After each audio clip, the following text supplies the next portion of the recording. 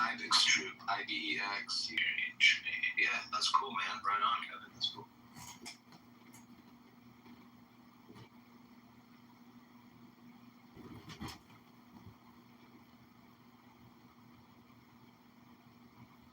I had spoken with a guy for the Snow Leopard Force. I guess they're arch enemies of the IBEX troop. And, yeah, you guys have some things to work out between yourselves, I guess.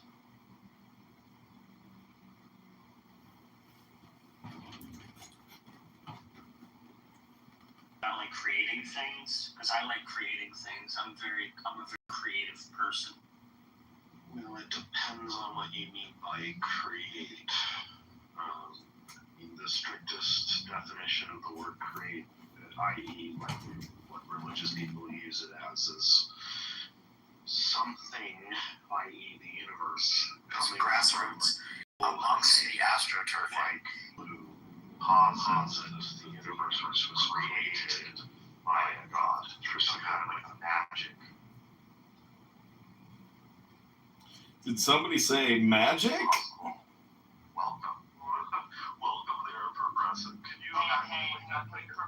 Hey, boys and girls! I'm part of the Mountain Goat Wizard Warrior faction. I just came down from the mountains to fight you all because I think you're all weak and pathetic, and the fact that you're sitting here having a conversation during work hours at a work week is pathetic. How many times is Honey gonna do the same game? And Abby escaped from Chernobyl. Have you seen what Abby looks like? I was on YouTube.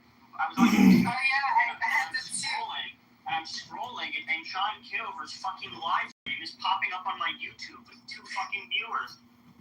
Although you're just share streaming, I actually thought about joining, and it was just your fucking chair. You can't. Hi, Joanna. Welcome to the room, Joanna. You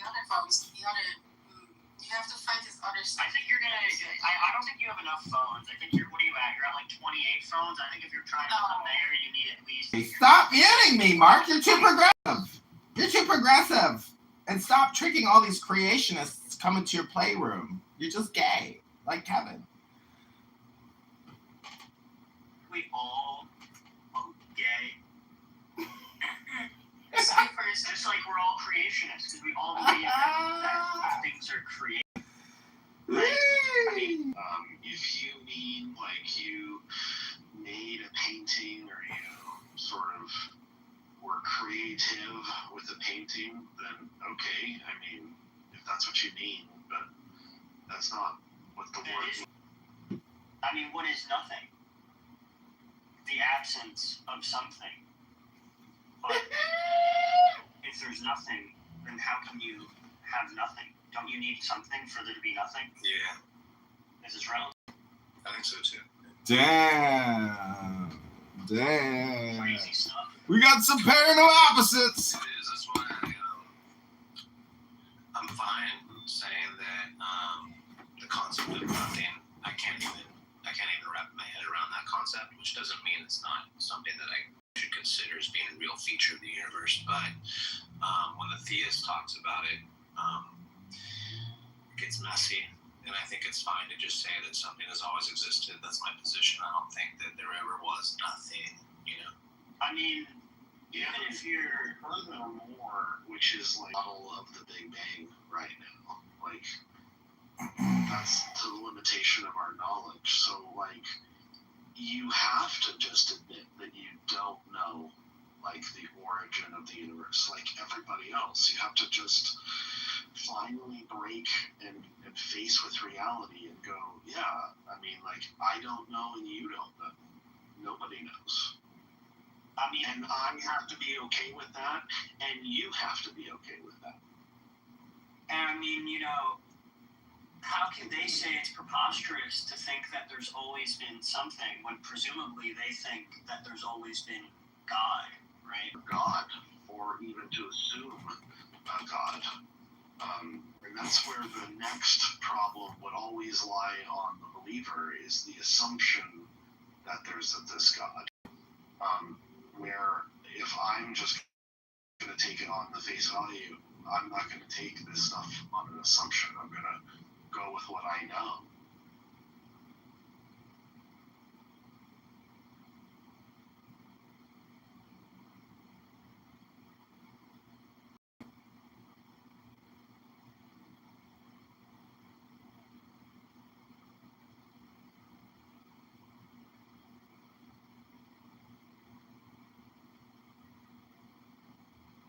I don't think it's really worth debating creationist good one of these. Existence, but debating, no, because I don't understand what the point of a debate is. Some people seem to understand. This is fucking beautiful. You don't want to come to This a is beautiful. discussion assuming ahead of time that you're correct and the other person is incorrect. That's not going to really do anything. Over and over again.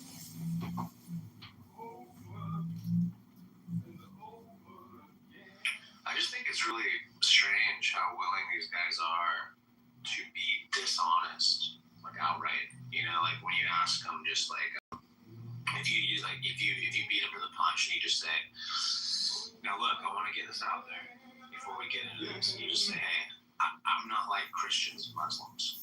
I don't believe that things just pop into existence out of nothing." Okay, and if you just put that forth first.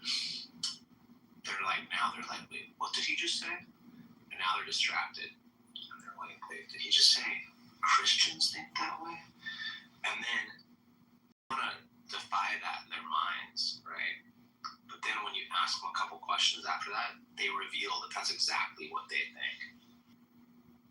I thought you were going to say once they're distracted, you like kick them the debate. I am the master debater.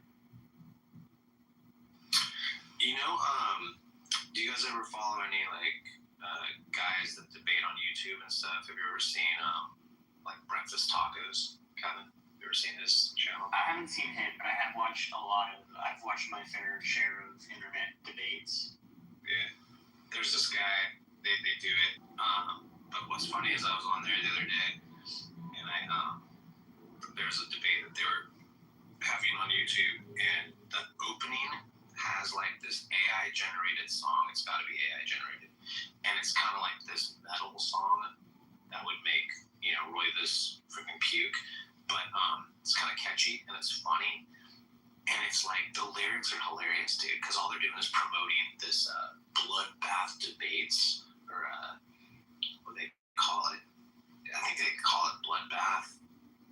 Yeah, I don't know. It's just, and that opening song is fucking hilarious, dude. It's so catchy and funny, and I don't know. It's just funny. Like when you get into this shit, you realize the people that aren't afraid of like being, I don't know, counterculture or atheistic in their claims. It just becomes fun and games and humorous, and it's just like so funny. And then these other guys are like so serious, like dishonest. It's so fucking, it's just so crazy to me to witness this shit.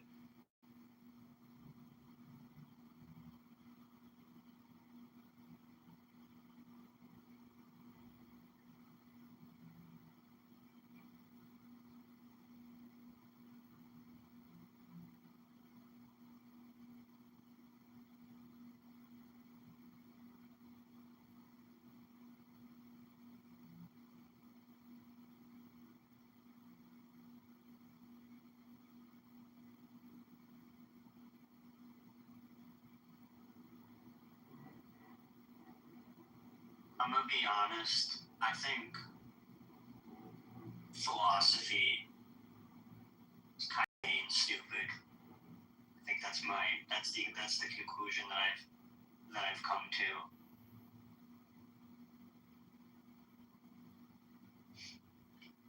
Do you mean all philosophy is idiocy, or stupidity? Is that what you're saying? Yeah. I think almost all of it.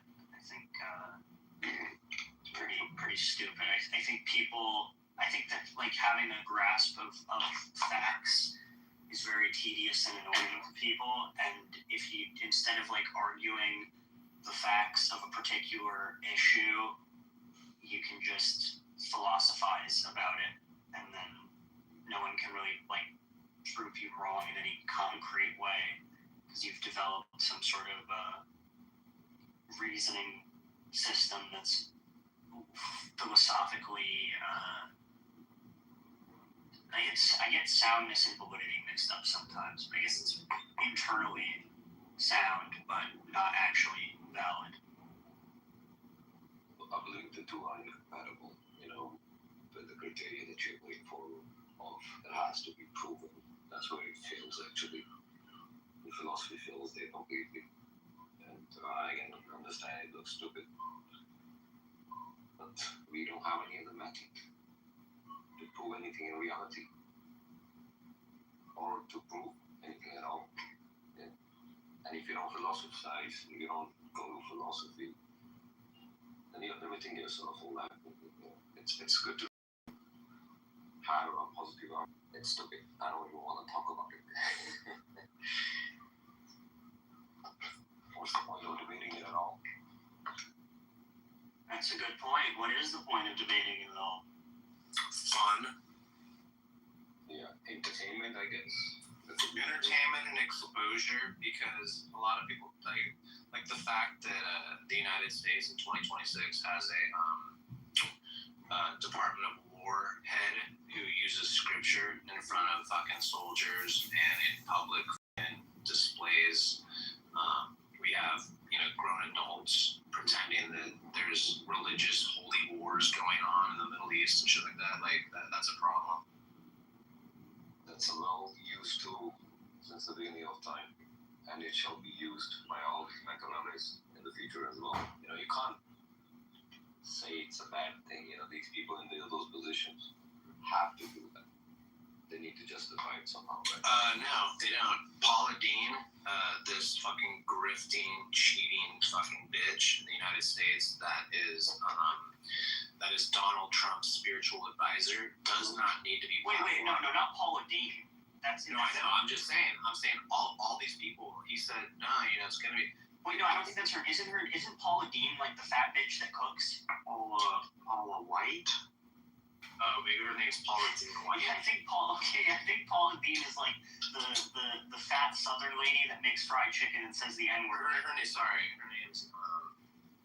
Yeah, maybe it is. I think this is a microaggression. You're getting your old racist ladies mixed up. It's called misattribution. Sorry, Kane. Paula White Kane, not Dean. Yeah. I mean, the fact that she's speaking publicly in the Oval Office and everyone just accepts that and allows that and nods their head and smiles and claps and just shuts the fuck up and doesn't call this shit out. And when Pete Hegseth is on a fucking national stage and he's talking to cameras and military people who are grown adult men and women, yeah, it's a fucking problem, bro. Yeah, I don't like it. I see you like to keep religion out of the statehood, I guess. I like to keep the religion out of statehood.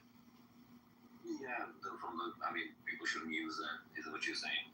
Yeah, I don't think any grown adult who has influence in politics or any kind of policy making should be using God as a reason to go kill kids. Yeah, that's a given.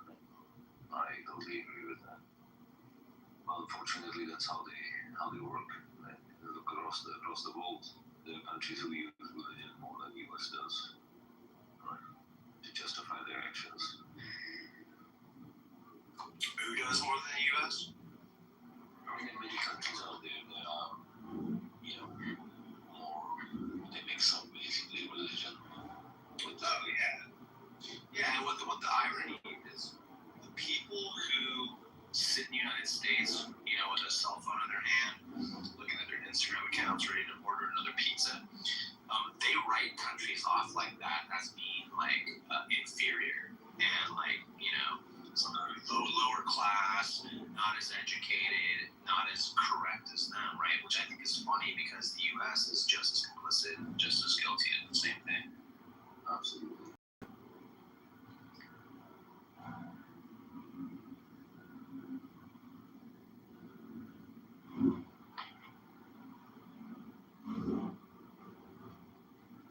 And that's mostly, honestly, when in real life, if I ever get shit or giggles from friends or people that know that I actually engage, at least even to this extent, against, or debating against religious bullshit and all that stuff, that's how I justify it. I go, take a look, dude. If you want to say this isn't a real problem, that's on you, then you're part of the problem. that's why it's a problem, because everyone just fucking ignores it.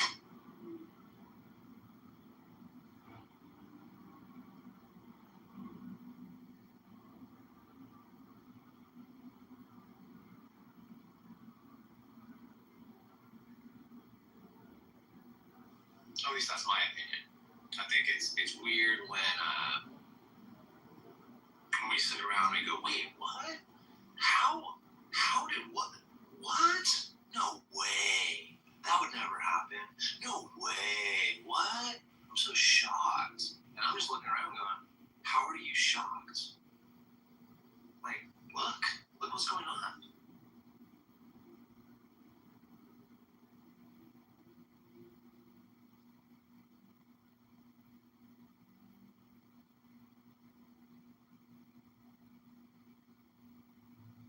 I mean, I agree with all that. What am I going to do about it? You know,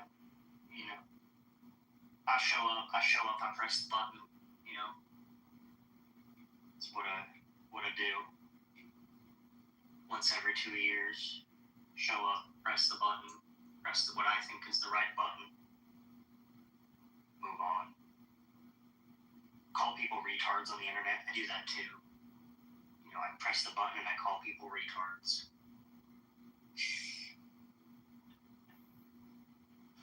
I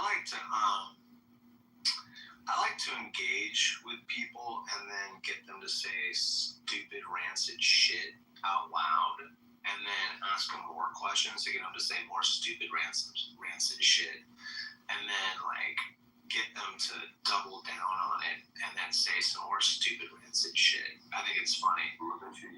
You're manifesting a lot of I saw a funny thing. I saw a funny thing that was, it said, like, bro, that's an ad hominem attack. I said, this isn't a debate and I don't respect you. I'm just calling you stupid. Like, well, that's not really a debate then anymore, right? I agree. It's not a debate. I'm just insulting them because I think they're stupid. Yeah, it's not. I can't. I would be elevating them to make them think they're even worth debating.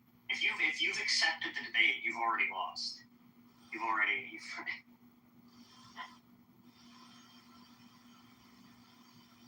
Well, right, and technically speaking, most people misuse the term ad hominem, just like they misuse the term begging the question. I see it all the time, dude. People it's crazy, and so like, you know, it's just, they don't like that you said something mean about them, therefore it's ad hominem, and that's technically not what ad hominem is. No, yeah. If you like give a thoughtful rebuttal to their point, and then afterwards say you're a retard, that's not an ad hominem.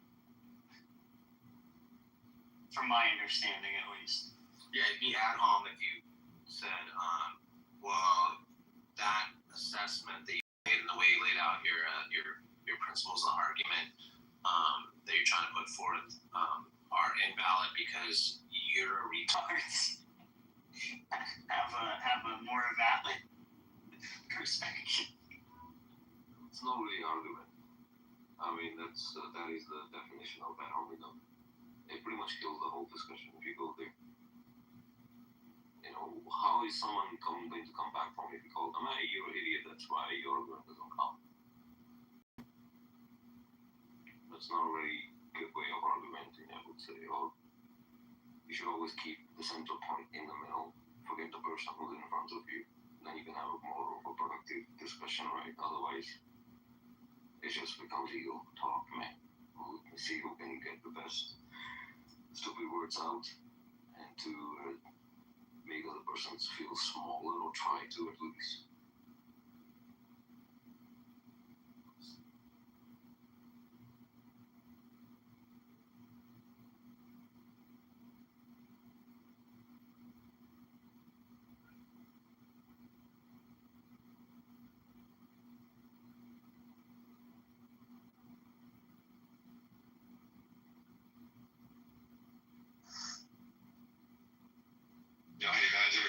I didn't even know about this Paula White Kane person. I'm reading about her. It's just crazy. It's embarrassing, dude.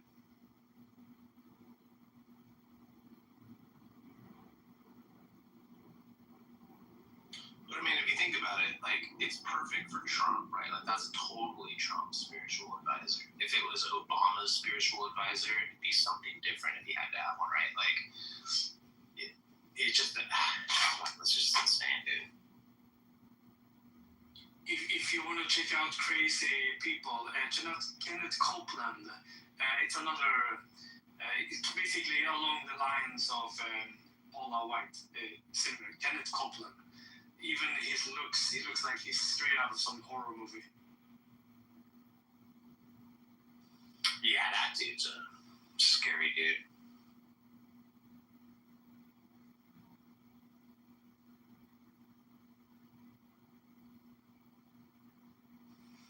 Jeff, Mr. T.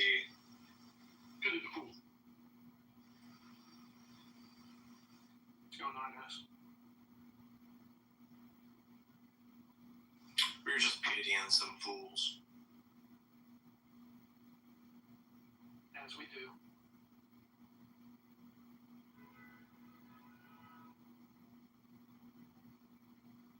Get it? You know, pitying some fools, you know what I'm saying? Yeah.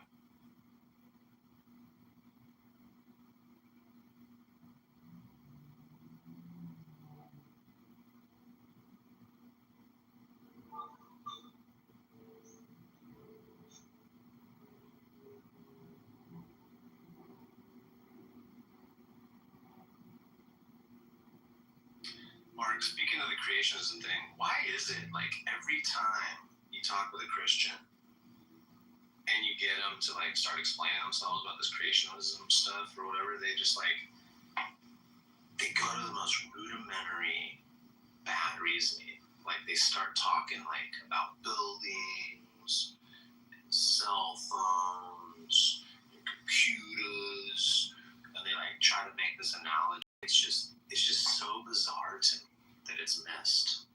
You're talking about the classic watchmaker analogy? Yeah, essentially, yeah.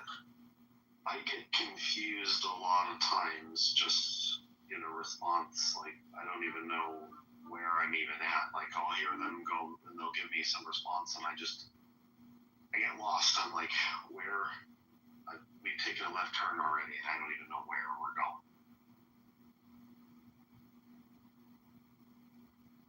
Yeah, it's just strange. I really don't understand how, like, it seems like as soon as they start talking, you should be able to interrupt them and go, yeah, I agree. Humans create things. And then what they do is they jump. They go, so what do you think? Humans made the mountains? Can you make a planet? Like, it's just the weirdest speech patterns and reasoning I've ever come across most of the time. It's fucking crazy. Well, and you can't interrupt anybody because then they get all worked up about being interrupted, and then that becomes like a side discussion or a waste of time for like maybe 10 minutes. Yeah, man, I was just gonna land. Let me land. Let me I think this is the funniest thing. People don't understand the difference between when somebody makes a point and you like to address that point before they move on and they're done with that point, they start talking about something else, interrupting to address that point, versus when you are outlining a series of premises and you haven't yet made the point and they jump in one of the premises and they don't see a difference between these two things. I mean, that annoys the fucking shit out of me.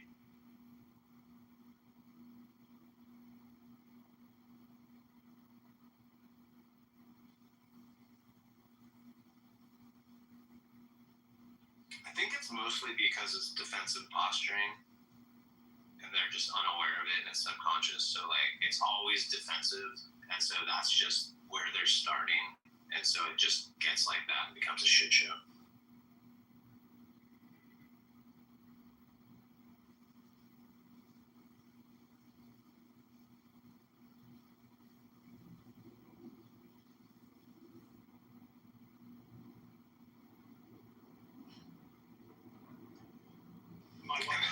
My wife and I just did IVF. The creator, my baby has a creator. His name is Dr. Mohammed Irani. He's named after the creator of my child.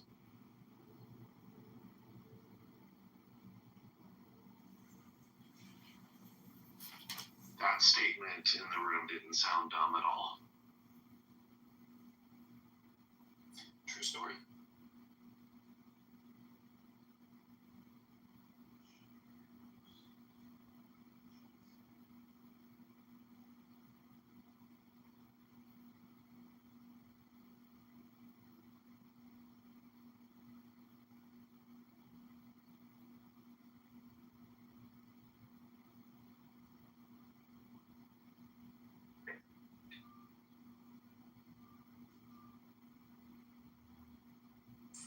Hey, Rust, are you a Muslim?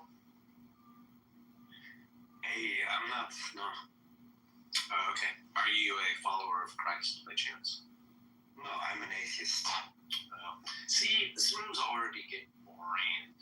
We're just a bunch of normal people up here. Next, we're gonna be talking about movies and shit. I love movies. I talk movies all day. All right, everyone has to. Okay, after this, I'm gonna say break, and everyone has to leave the room and go grab Christians and Muslims and bring them back. Okay.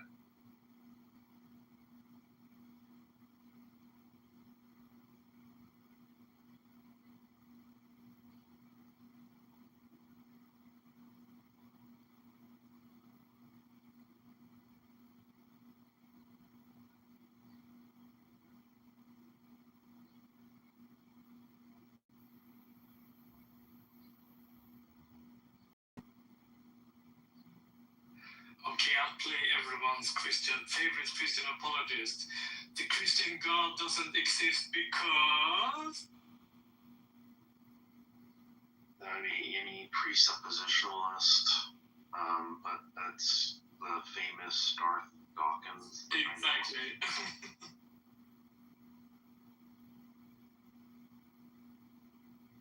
And lately, by the way, that smug shithead Andrew has been using that one. Last time I went into his room, he kind of used that one on me. Or the reverse of it, you know.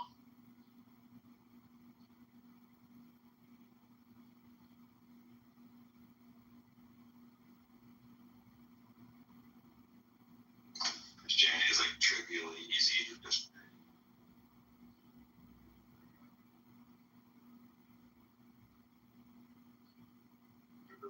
Trivially easy. Well, yeah, in some aspects.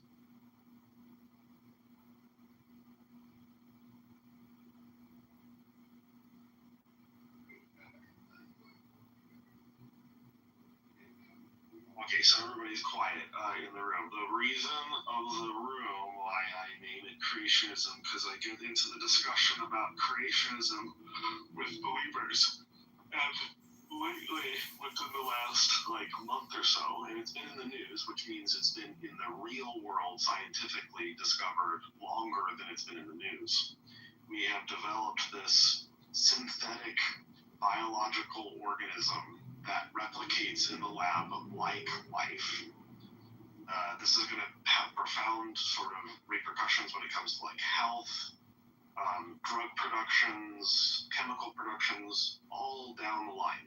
It's just going to revolutionize a variety of different things in particular aspects. Now, this would seemingly disprove creationism because here we have a thing, a biological cell or whatever, that we have been able to make or create, quote, create in the lab.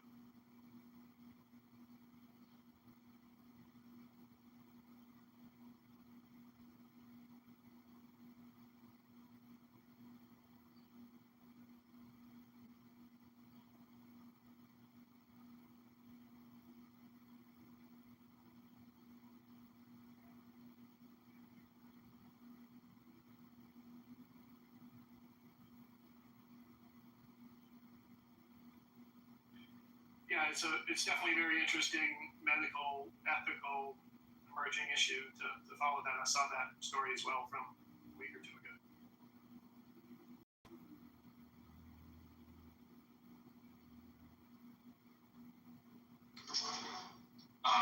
Let's start with Trinity, so yeah, very logical calculation. I mean, my question is, why did we go to the Trinity all of a sudden? Like, where did that come from?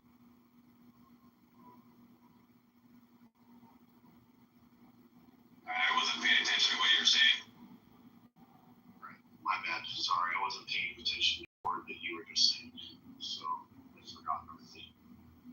I said Christianity is trivially easy to disprove, and somebody said. So. And I responded, I said, yes, in some aspects it is, in some aspects, maybe not.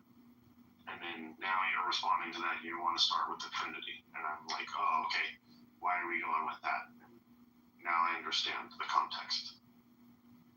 Yeah, because God is the Father, the Son, and the Holy Spirit, Mark. Well, that doesn't really make any more sense. I mean, it still breaks the formal rules of logic. Like, A cannot be B, and B cannot be C. Yeah, but Mark, the mistake you're making is you're using human logic, and this is a spiritual issue. Well, I would either be using logic or I won't be using logic.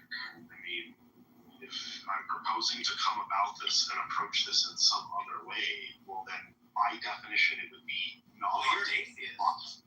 It wouldn't matter.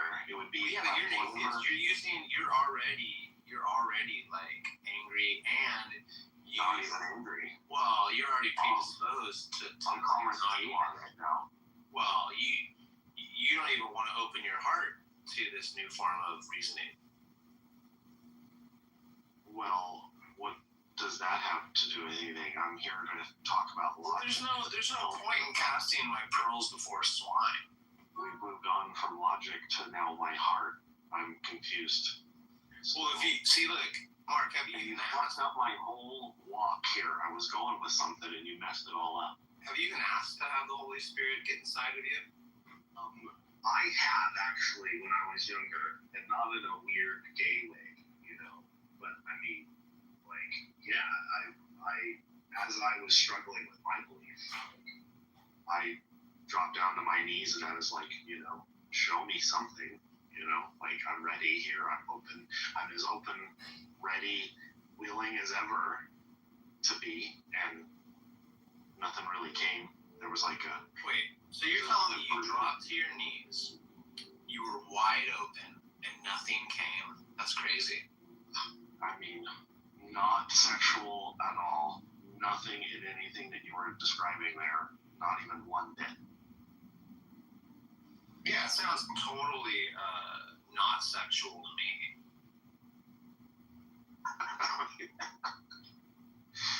I always wondered about that. That's always so weird. And then there were times when I thought I had like some spiritual sort of like force. Like people will say, like they get goosebumps or they get some kind of like a weird feeling or whatever. I can get that same feeling now. It can be reproduced via like a really cool music. Like I'm listening to some amazing music, something like that. And then I'll get that same feeling and I'm like, oh, it's the Holy Spirit working. Oh, that's right. It's this great music. That's what it is. Or this amazing movie or this amazing feeling I'm getting from like the... Because you're already biased, right? So the thing is that is actually Jesus, Mark. I wasn't there. I wasn't there either. Therefore, we can conclude it's false, right? I mean, I just said I don't know anything about it. I know. I wasn't there. I know. I wasn't there either, and because I wasn't there, we can conclude that it's just false because you and I weren't there to observe it, right? I don't think it follows logically. Right. For example, I wasn't there when You got it. Eric was shot. You got it. That's right. Apparently, he was shot, according to all the news released. But I actually don't know it because it's too far away from my country. So I could be wrong.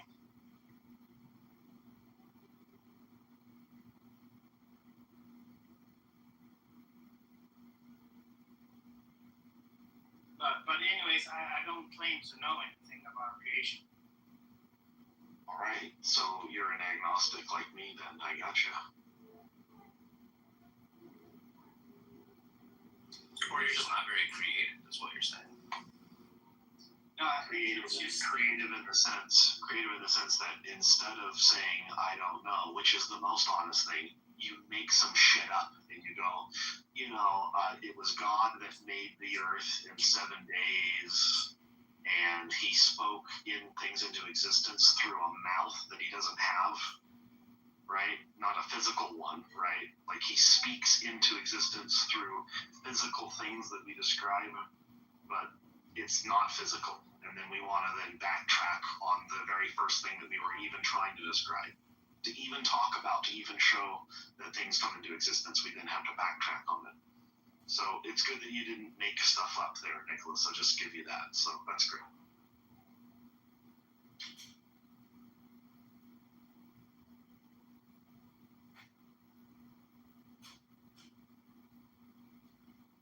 I mean, just because I don't know and I don't claim to know does not mean I don't make all kinds of other shit up as I go. I mean, I would think that for everybody. That's right. You don't want to do any of that. I don't want to do any. If I'm going to describe a thing, I want to actually describe it as it actually is. Yeah. Yeah, but what if you have to describe something? Let's say a feeling. I don't know. Are you a dad or anything like that? Well, when I have a hard time describing a feeling, I say I'm having a hard time describing this feeling. And yeah, but if somebody require, and then I will give an analogy to that. And no matter what, if that person requires an answer, the analogy will only get so far. Yeah. So for somebody to write a story about creation, I would say that would be an analogy to the spiritual world that can be very hard to explain in whatever we see. So all the words I use does not quite describe anything about God. It's not even coming close. So that's why God had to come to the world, so that we might know him. Now, that I'm having a hard time explaining that I use analogies. That feeling that I have is actually real in the real world. Where a God, we don't know if it's actually real in the real world or not. Like the feeling that I have in the real world. Things and everything in the real world are all going to point to something in the real world, or they may not point to something in the real world. I might actually have a feeling for things that actually don't exist. I might have some concept in my mind that there's a thing that's happening or a thing that's going on in the world that's not actually happening, and I'll have a feeling for it, and it could be pointing to a non-actual thing in the world.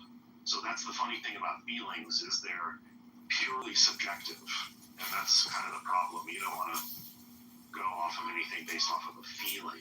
I think it depends on how good you've trained, how much you listen to your feelings, and how much you understand about the world. For example, if you live your whole life not caring about your feelings, not knowing what they mean, not going deeper into yourself, and so on, I think that could lead to you maybe believing things that just comes from your feelings, which are not based in truth. For example, it could be, does this person like me? I mean, that person could not be even thinking about it. Or I could come up with many ideas that me having ideas about other people and other people not even thinking about me.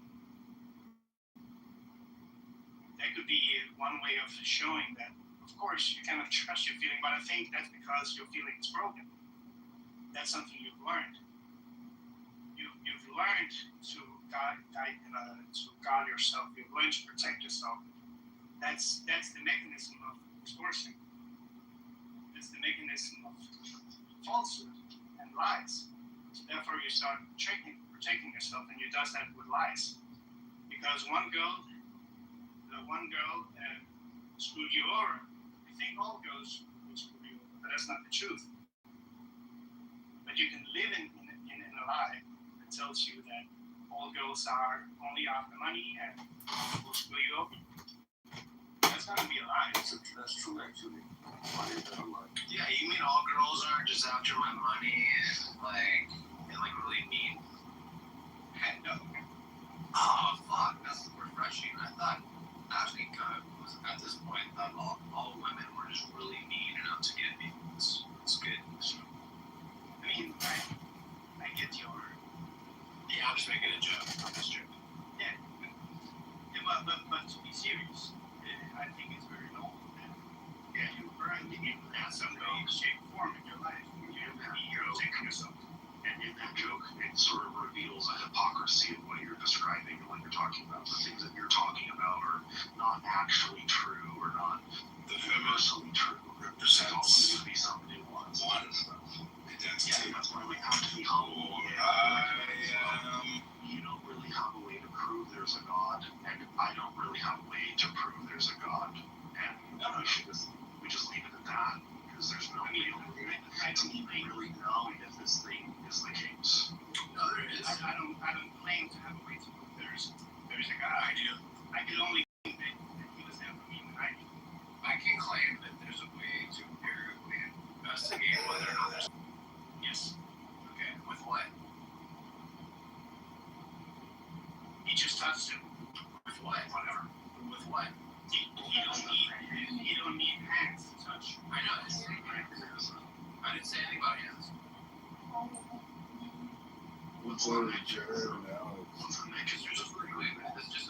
This is the part. They can't get past this. I just thought of this earlier when I was getting coffee. Your God's immaterial and non-physical. It's hard for me to answer this question. Because I go with God is love. And love is by definition self-giving towards somebody else. It has to be freely given. Therefore, anybody can do whatever they want. That's already contradictory of what. Like, are you a Christian? Yeah. Yeah. That's not freely given. There's all these little hurdles and things you gotta do, and you get some backlash from the boss if you don't do it right. Like, what do you mean it's freely given? Yeah. So in the same way, I think light is a good analogy. I think it's a false analogy, actually. Okay, yeah, but Yeah. So does God want me to go to heaven? yes. Okay. Does God Fish is easy. things he wants in life? Not in the same. Not in Not in the Fish same is way. easy. No. Okay. So hold on really quick. I just want to make sure we understand each other. Is it in some special way that you understand? No, I would say, why do you think God grieves? Do you think you get anything you want? I don't think God exists. Yeah, but you're asking me. Yeah. I'm saying, yes, God gets everything he wants because he wants to make love known. And by definition, he has already done that. Okay. So does everyone get to go to heaven? I think when portrayed with two choices, either any relationship with God or reject him, I think there's a genuine chance that somebody might reject him. Well, yeah. So does everyone get to go to heaven or not? Everybody gets to go to heaven, but not everybody wants to. Does God want everyone to go to heaven? Of course, but he doesn't force Okay, anyone. then I guess- I say he is love, and he will never force anyone. Yeah. We don't need to talk about force because we already know God never forces anyone to do anything, right? Yeah. Yeah. So we don't need to talk about that again. So does God want me to go to heaven? Yes or no? Yes. Okay. So I guess I'll go to heaven. No, because he will not override. We are. Dude, did you hear? Hello. Hello? Isn't that crazy? Did you guys just hear that? I literally just shut that shit down. You can't help yourself. Fucking crazy. Okay, can you please explain it in another way? Okay. Does God fail? Whatever you're trying to say. Does God force people to do things against their own free will? No. Okay, so then don't talk about, he's not going to force you because we already covered that 3 times now, right? Okay, so does God want me to go to heaven? Yes, you want to. And I will. Then and I will, right? Why? Because he wants me to. Is there anything that could go against what God wants? Are you more powerful than God? If you were more powerful than God, then God is weak in some way. You're limiting God's powers. You're saying God can bend to you, to what you do, what I do, what I do and what you do. God just is powerless to it. He just throws his hands up and he can't do anything about it. So somehow the most supreme powerful being in the universe, he's all can do all things. Oh, humans now do a thing and he just can't stop them. I mean, it's a very good question, but I haven't said he can't do anything about it. But Nicholas, maybe you want And life would yeah. maybe you want to rephrase. If somebody asked me 2 years ago if I would become a Christian, and I would maybe say the same thing you guys say. And now he changed. Did you get like a bike app? Like, how did you get your head? Can you just go through that with us? Yeah, I went to bed and I got in the house. Okay, so you went to bed and something fell on your face when you're sleeping. So how do you explain the God part of that? Because I was in my mind and then I changed. Okay, so were you like walking and you fell down the stairs and someone crashed into you? I was laying in my bed, as far as I know. Were you under a tree or anything? No. Were you bowling? No. It was a normal Tuesday. I went to bed. It was a meteorite. Meteorites fall from the sky and they'll knock people on the head. So how did you came to atheism? Same way you came to theism. I got some good sleep and I thought about things and I went, yeah, not so much. So you started believing in God and you stopped? No, I started as a child who grew up in an area where there's a bunch of fake Christians around me shoving this shit into our faces because that's just what people do to each other. Yeah, but that's what I don't want to do. That's why. Right, no, I'm not saying you. I'm saying like I grew up in like, Christian nation and I grew up in California. That's why you turned Christian. That's why you turned atheist because of your feelings. No. You couldn't stand No. who were Christians. No, that's not what it says. No, how do I know? Because what happened is I was educated on the subject matter, and then when I thought about it critically and I grew up, I realized it was just all fake bullshit. That's all. Yeah. It's not like I got mad. It's not like I got mad at my priest or my parents or my pastor. No anger, no enemy. I just realized it was dumb. No, Nicholas, Since you guys have Nicholas here, so I think what Honey is saying, and I'll sum it up, and I think, Nicholas, you got to really pay attention to this. Honey, what you're saying is that you've got new information about the world around you, and you updated that information. You said, I had a belief before about a thing, and now I'm up to a new understanding about this thing. I had previously believed in X, and now I've come to a new understanding that maybe, but probably, X is not true. I never really thought about it. I never really came across it, but you came up with some new information. What do you think about that, Nicholas? What do you think about how a person would approach that? I mean, I think it's bogus. I think it's based on his emotions, and he tried to explain it away with reason. Wait a second, hold on. Nicholas, really quick. Again, am I going to heaven? Because you were hurt as a child. Nicholas, shut the fuck up. Don't you take Nicholas, Nicholas, don't do that. It's unbecoming. I'm just letting you know it's cringe, dude. Don't do that. It's so dumb, dude. Just for future reference. It couldn't be possibly, Nicholas, that through some emotional hurt in their life. And all that is you coping with this lie in order to make you feel better that, hey, maybe the thing that you think is true doesn't have a whole solid ground behind it. The thing that you already admitted to in the very beginning of the room, that you say, you don't know, you weren't there, you don't have any information as much as I don't have information. Why do you not know about the Big Bang? How fucking dumb.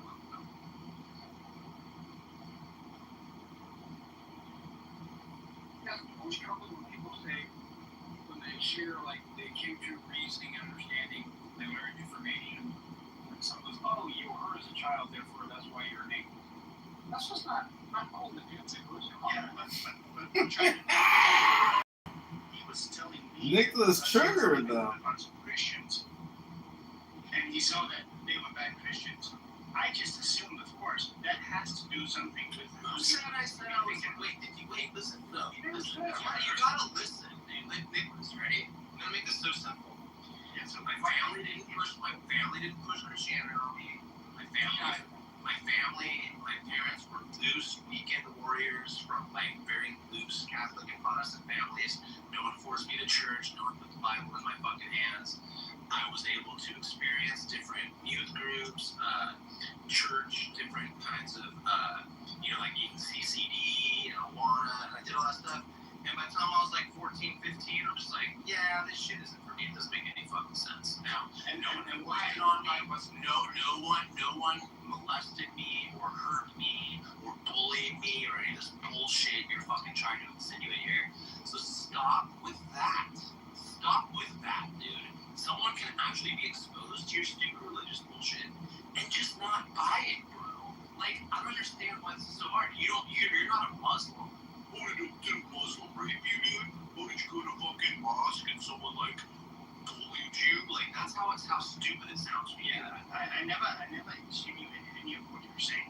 You said my feelings. You're like, yeah, basically you got church hurt.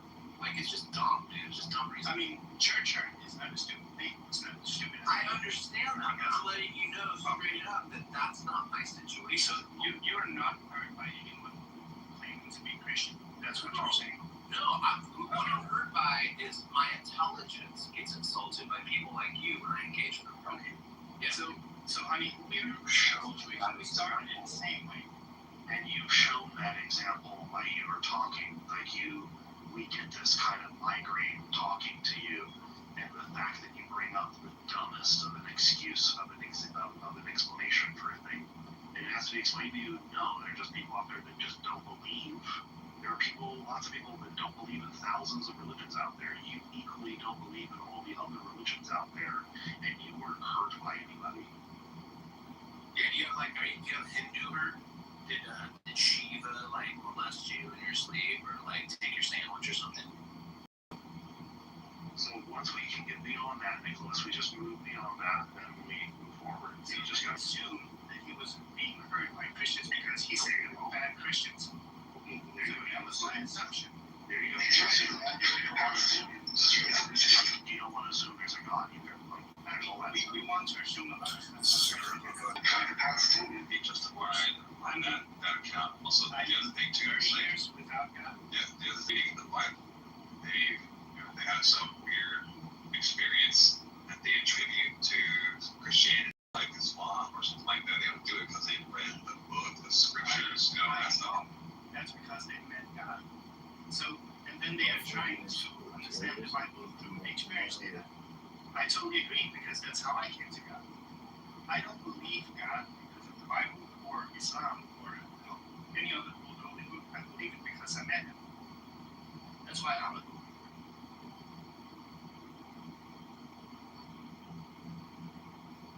It's circular. I know that's. The reason it's true is because the Bible says it's true. Which is And you don't believe in the Bible, dude. Well, in his particular reasoning right now is he believes God is real is because he's had an experience, and that is as far as this will ever go. Is we can't really know that your personal experience is any more true and real than anyone else's. And so, and even further than that, Nicholas, for you, it's a problem for you. As Elliot pointed, well, I'll explain it to you. Just keep your mic muted and listen.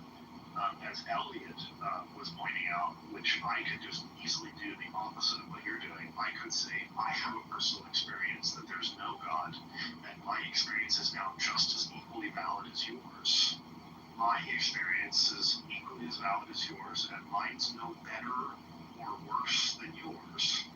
And now all you have to recognize is that your personal experience is utterly useless to the whole conversation, to even knowing whether this thing is even true or not. We have to move beyond your your personal experience in mind to like figure out whether this thing is greater than just in your mind. In the same way that we just know that the planet is round. Well, no, because at least the way with that is there's going to be some external information that's going to confirm that.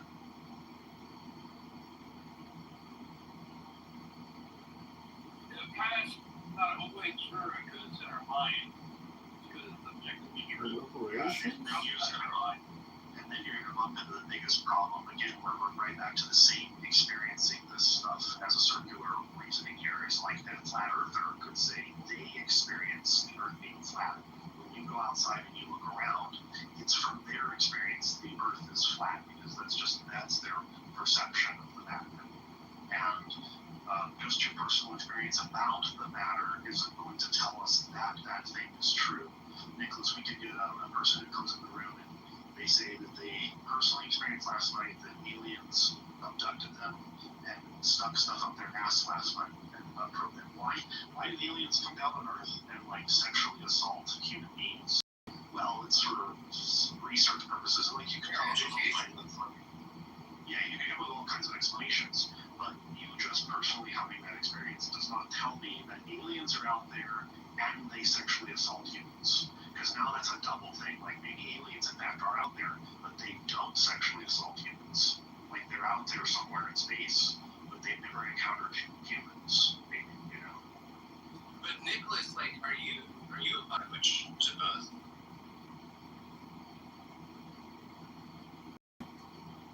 Yeah, he's probably getting sick of me. I did mute him, and so he probably has to recognize that your mic has been muted and you have to maybe come off mic.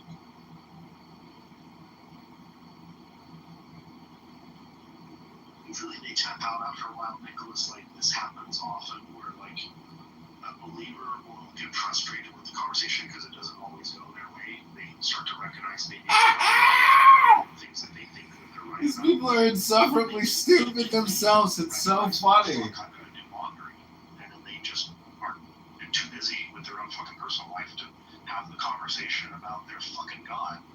That's so super important. You would imagine if this God is true and real, it's the most important fucking thing that you could ever communicate to another human being. But yet, like, hey, like all of a sudden you gotta go do laundry or some shit, you know?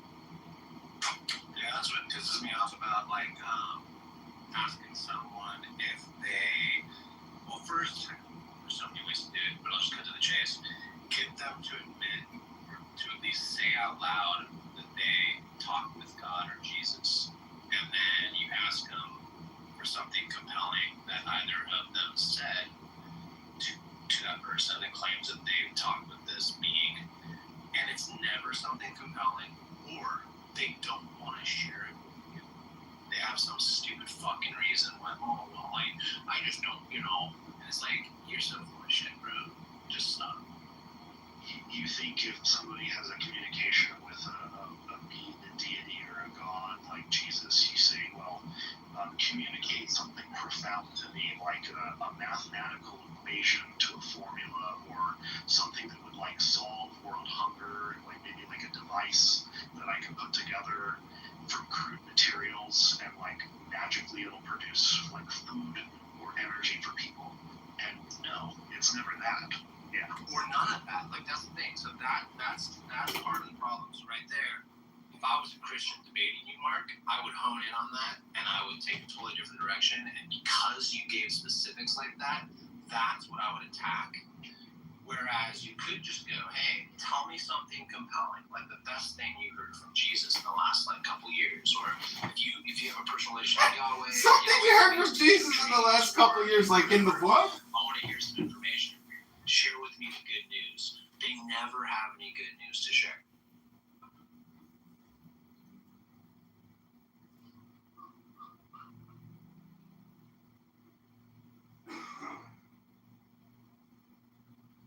Yeah, you gotta like understand that things like God, religion, stuff like this, spirituality kind of stuff, like the religious variety of spirituality, at least it's extremely suspect because it shares in common a lot of other things that we think are not true or not real, like demons and goblins and phantoms, pixies, and fairies, wraiths, the poltergeists, I don't know, boogeyman, banshees, all this kind of stuff that, none of this stuff is, we can't verify this stuff, we can't test it, it's not falsifiable, we can't see it, taste it, touch it, feel it, smell it, or any of this stuff, and that, in and of itself, should get you. Oh, so you need to be able to see stuff and feel it for it to be real, Elliot? Is that what you're saying?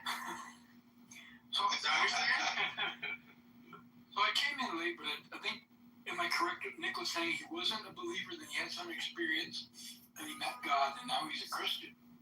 How did he become a Christian after just meeting God? Did he meet God and Jesus, or does he say Jesus is God? I mean, I'm curious. I don't know if Nicholas can elaborate on that or not. Remember, Nicholas, you are muted. You can freely speak anytime you want. I think he's long gone, dude. Yeah, no pressure on him. He doesn't feel like talking. That's cool. Yeah, that's fine. So I actually thought back to that guy was like an atheist. I don't know why. I've seen him in other rooms. I've never really talked with him, and I just opened his PTR once a while ago. I remember this guy now, and I just thought he was like some like athlete atheist guy that was reasonable or something. I don't know why. It's funny. So we're back to again yet another example of you just can never get anywhere with these kind of conversation with these people. These people are impossible. They want to have their cake and eat it too. They want to believe and say this thing is true and real, but yet can never show it. Just with that example of, it's a non-tangible thing, but yet it is tangible. The other day, I got Connie tripped up. She said something about how she got mad at me comparing God to Bigfoot.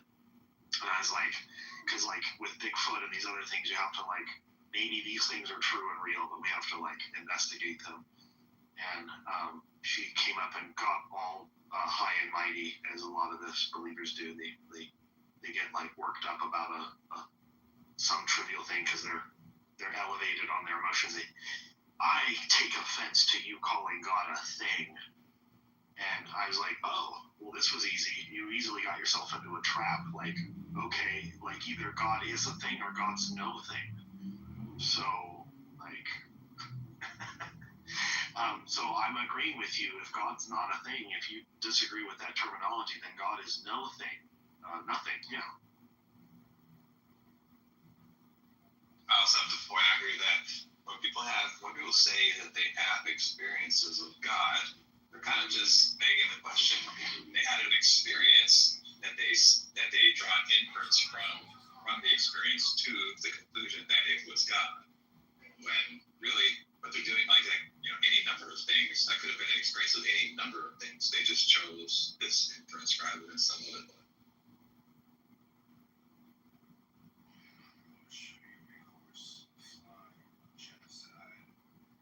And this is the part that bugs me too, and it's so true. The more I dig into this, it's just unfortunate that it's so powerful, and I think the reason it's so powerful is because it's so fear-based.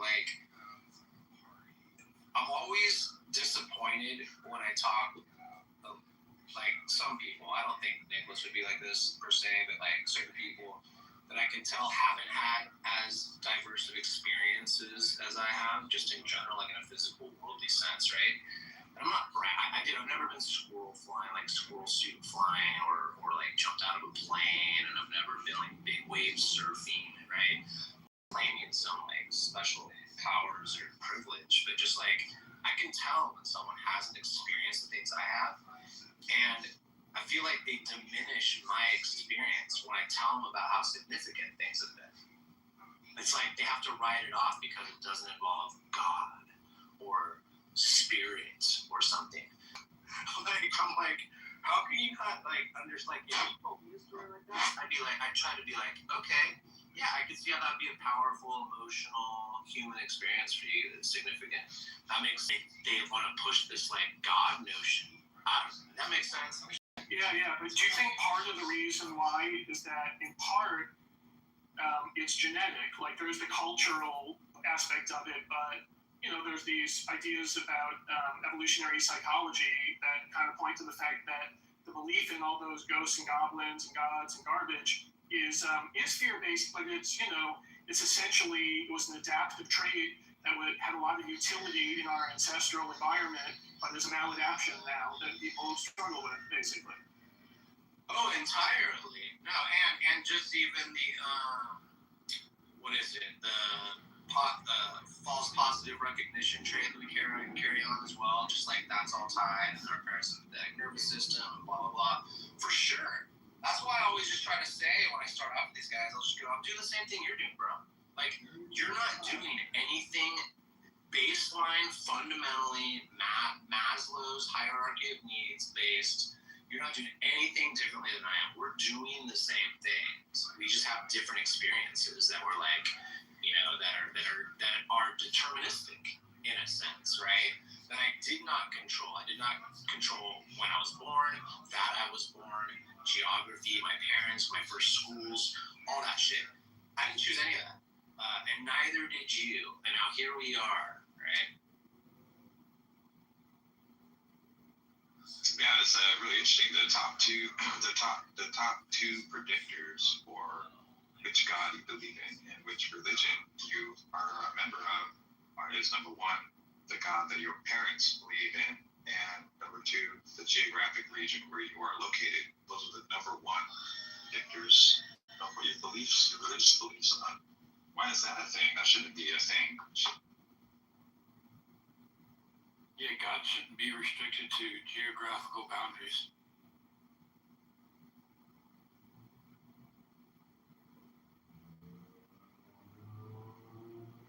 That's why when you look at comparative religion and you look at all these holy books and the emergence of all this stuff, the main takeaway for me is human psychology, right? How could this whole thing possibly have happened? It seems that it's inherent in human psychology seems to me to be the most reasonable kind of leading idea about it. Yeah, humans want to fill in the blank with something. They make it up. I've also noticed that, correct me if I'm wrong, right? And I know I'm kind of, I got my own thing going. I'm not like a scientist for any like agency doing wildlife biology in the field. I'm not a photographer for some fucking magazine or, whatever. I'm just a guy. But like I find that when I speak with theists, like strong God believers, it's the stuff they're willing to say. Yeah. Well, that's exactly why Spinoza and Einstein took the tactic they did, right? They tried to get people to take all of those beautiful feelings and emotions that they have about God and just apply them to,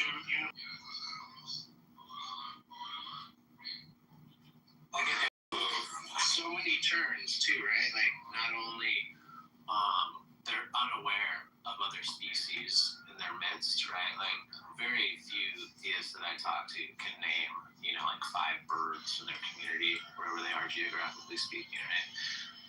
And then they act like, oh, as an atheist, what you think we're just a freaking bag of chemicals, just like randomly bumping into each other, and it's like, really? I think it's an interesting point that you raised there, particularly when, everything is created by God, so you'd expect there to be some sort of reverence. And in fact, in that film, Noah, I know it's just a film, they tried to make out that Noah and his family were sort of custodians of the earth, looking after it, vegan, this, that, and the other. And you just don't see that with a lot of religious people. They completely disregard the environment. There's absolutely no appreciation or anything. If anything, they think you're a bit weird at times if you appreciate these things. This was my sort of subject of the room the other day as I was pointing out that, and this is where we can argue the overall harm of religion just in general. Obviously, we recognize the harm of religion in all kinds of ways, but in its broadest aspect, and like Christopher Hitchens says, like religion poisons every single aspect, everything that you can think of. And so my title of my room was like, does religions teach us to be like empathetic towards even human beings, or to have any kind of like compassion? I have to look out in the world. I have to wonder, why is it that people are even fighting with one another? And at its baseline root is got to be these fundamental beliefs that people hold, specifically religions. And if it's taught to us that we should not have empathy for other people or the environment around us, if this is taught to us by a religion that like this is just temporary, this location that we're on, and the more important thing is like some other location, well then like these people are just not going to be helpful or useful to us in the real world in the now, and progressive things that we need to fix.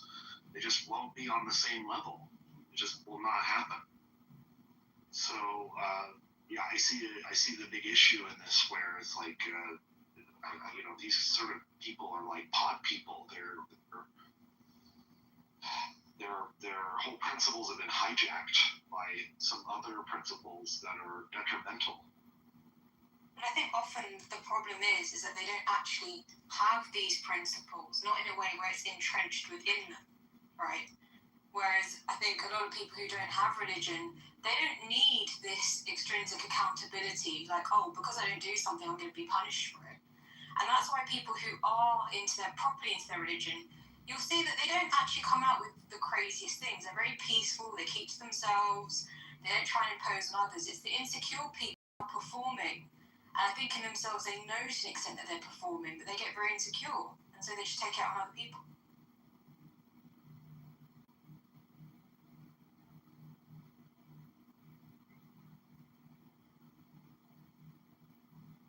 Yeah, and then the mob mentality that could potentially arise from that kind of environment and energy is freaky, dude. Like, I kind of trip out when I'm watching a big group, like if it's a documentary on churches in the Midwest, like, whatever.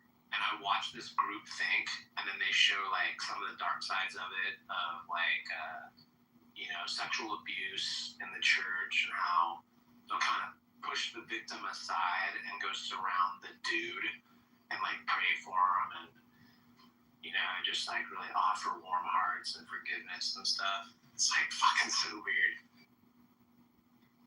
Yeah, and I think sometimes there's almost a surprise. So that I speak to some of the Calvinists on friendly terms with them, and when we talk in a proper way, we're not debating anything, they're like, oh my god, but you sound so Christian. It's like, yes, because in many ways the best way to learn is through experience, and you come to your own truth. It's then afterwards it's perhaps summarized in some philosophy somewhere where it's like, oh, that really expresses what I'm feeling. I'm just not able to express it that way. I find often that's when you truly believe something. You've gone through it, you understand it, and then these things make sense, rather than trying to force it through a concept level where you're constantly fighting it because you just don't get what it's about.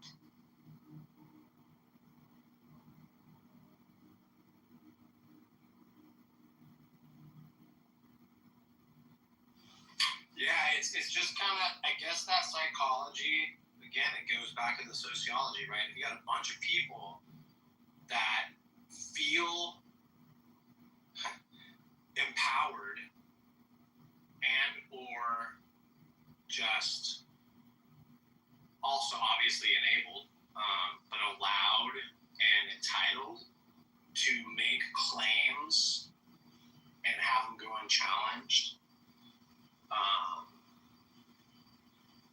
Anytime that happens, it's fucking freaky to me. And so watching that shit unfold is crazy. Yeah, I agree with that. I think that's where I can't understand where people feel confident enough to even do that. I'm thinking, how do you even trust in what you're saying given how little you actually know? Yes, incredible.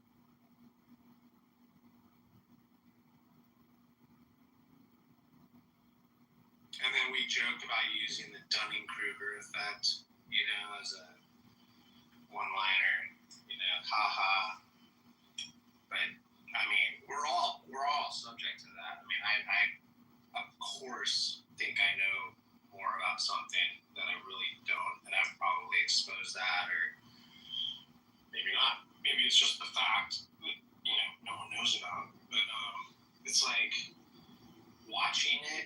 such a degree.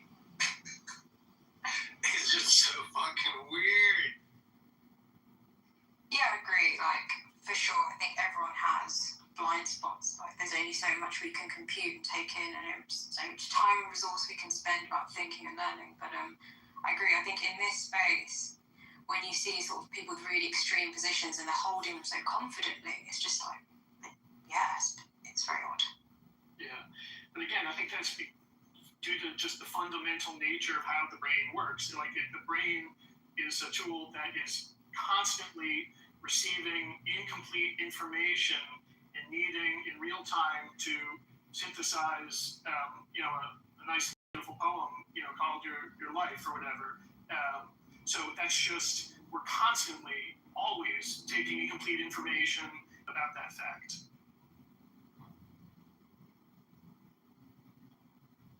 Yeah, I agree. A slightly adjacent topic makes me question sort of our dependency on external tools to now even hold memory for us. So I don't want to move on to that.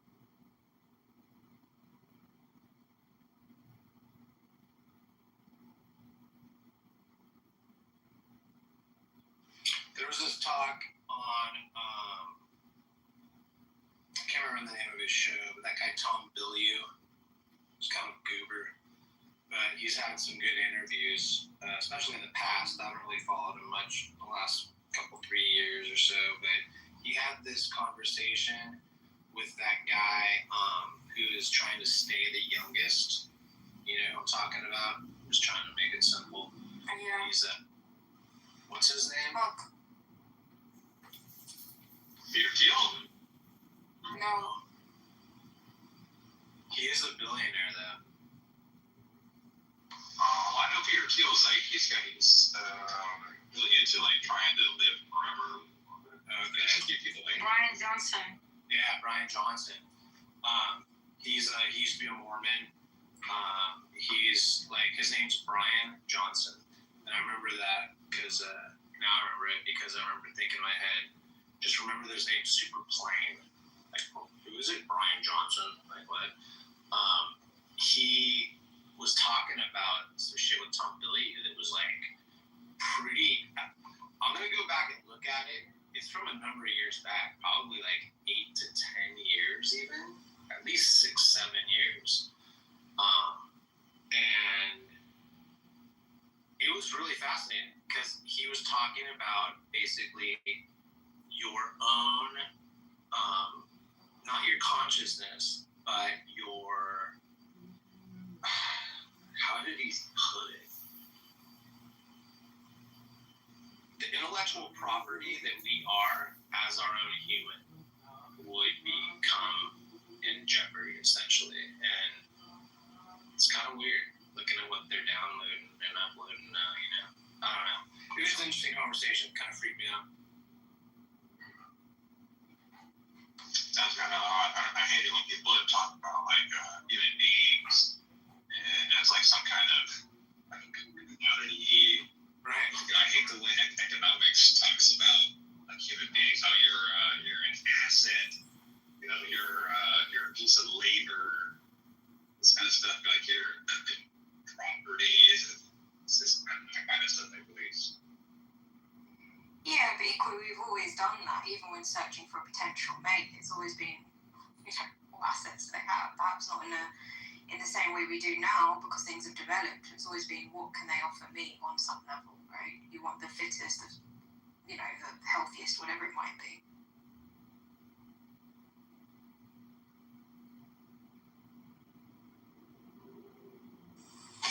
Okay. It's called How to Become Aware of Your Blind Spots.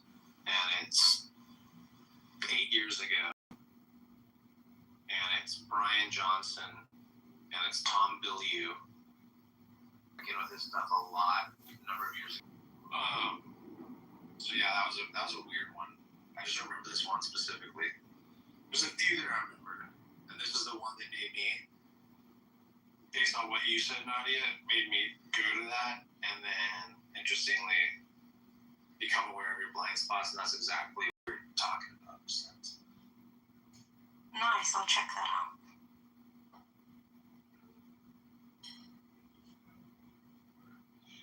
just Googled it, and it says the top strategy, it cites mindfulness, observing your own thoughts or metacognition as the top strategy. But there's many other strategies.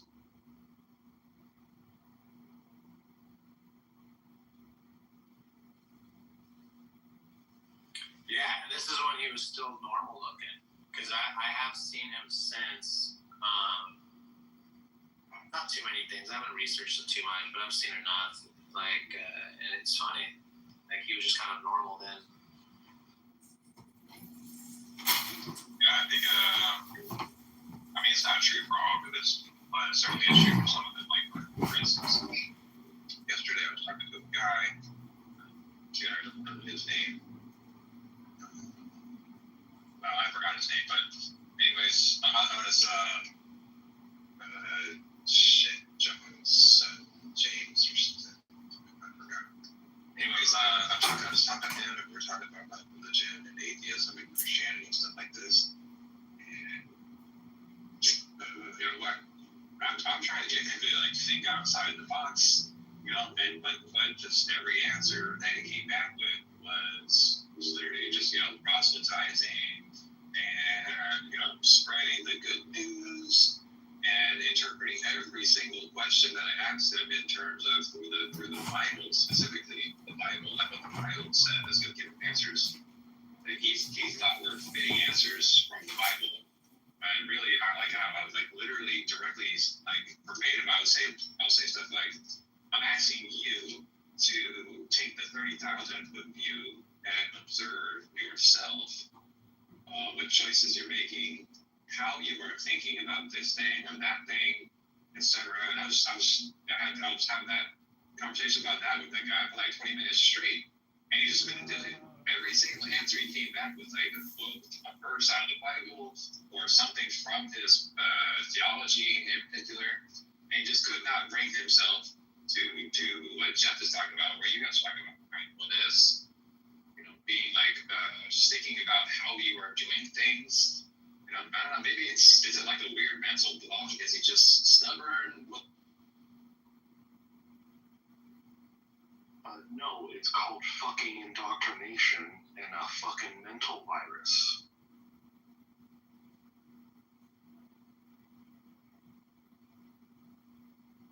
They can't agree to anything that goes against their belief, right? Their faith. Because it'll weaken their belief in their faith, and they can't do that.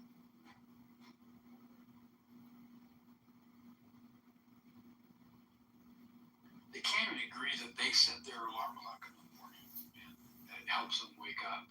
They say God, and it helps them wake up.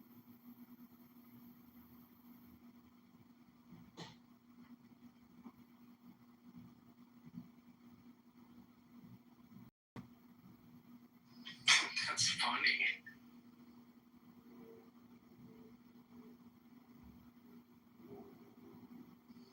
That's why I don't.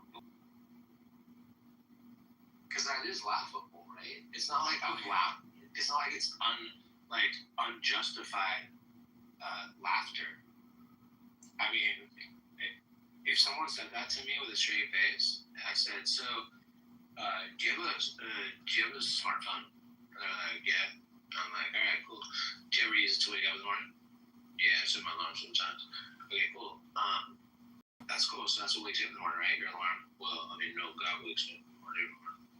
I'd be like, "Okay." And I just laugh. Right? I don't know. I just be like, I don't know. It's just funny to me. Yeah, I've got a client that plays poker. He's on the spectrum. He's really intelligent. He counts cards, and he wins quite often. And every time he comes in for a session, I ask him, "Hey, so how was poker?" "Oh, God willing, I'm winning. God willing this, God willing that." But then when he doesn't do great, I didn't do so great. He doesn't say anything. He doesn't say anything about God when he doesn't do that. Yeah, George Carlin said a skit like that about when in football. Oh, Jesus, thank Jesus. Jesus, according to them, Jesus is never defeated. Right. He only win.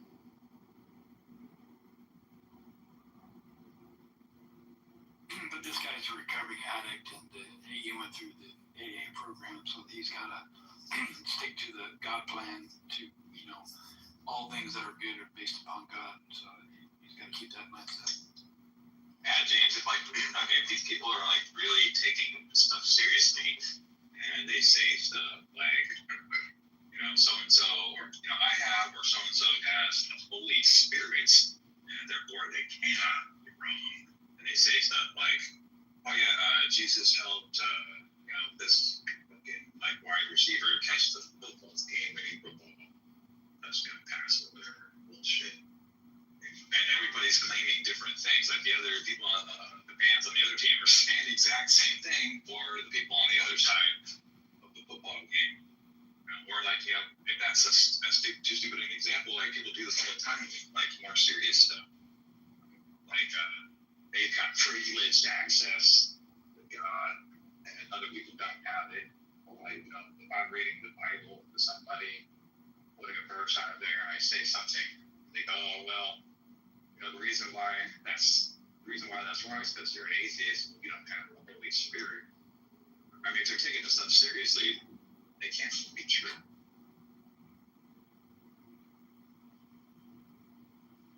Diego, you say you see 7 dimensions a second. What the hell does that mean, dude? I'm just being funny. Oh, that's a good one. It's a knee slapper. Wow, I gotta write that one down.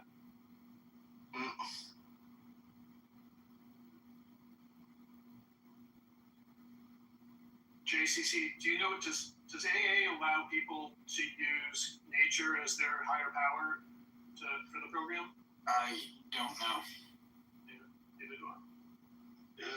They can. There are some programs that are secular. You want to find those specifically.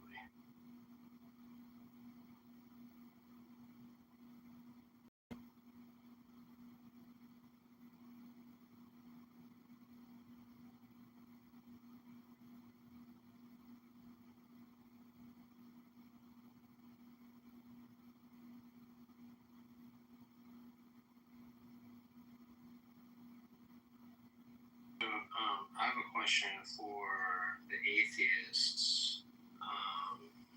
You guys worship science and everything so much. How do you explain how, everything got here and is perfectly formed, perfectly balanced with all of, the laws and stuff? How do you explain that design?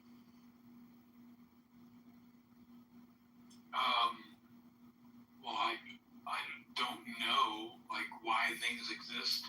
However, I don't attribute it to anything other than natural causes based on So you don't know. Explanation. So you don't. Right? Yeah. Yeah, I can say I don't know. I got no problem saying that. Yeah, that's what I thought. However, I do understand that existence is reality, and that's Yeah. So you can't prove that it's not God, is what you're saying. right. I cannot prove it's not God. You're correct. Yeah, that's why we know. Because see, this is the problem with how you guys function, is that without the Holy Spirit, which obviously you lack, you can't really read the holy books in the proper manner. And I would just recommend maybe starting there. Have you read the Bible, JCC? Bits and pieces. Okay, yeah. Have you read it cover to cover? No, sir. Oh, yeah. You gotta get back to me after you've done a little more research.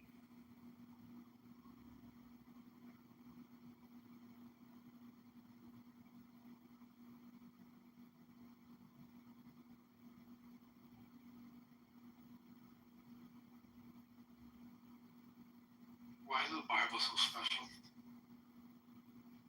It's God's book. Who wrote it? Well, what do you mean by so when you say right, what do you mean? Well, it's a book, meaning it has words on paper. How those words on paper come about? See, so when you say come about, Can you explain that? Yeah, like I can write a letter.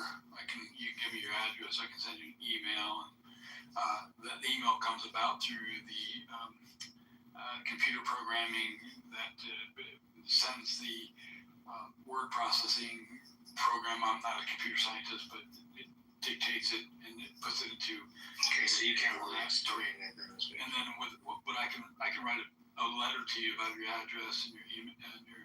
I have an envelope with a stamp. I can write you a letter, and it comes about through my cognitive ability to take what's in my thoughts in my head that I want to convey to you, and I can have my motor neurons move my hand in a way to where I'm trained how to either write in print or cursive and put down on paper through the ink of the pen that touches the paper that gets put onto the paper, and I can mail it to you, and that's how it comes about. So the same way that letter gets written, the same way the Bible gets written.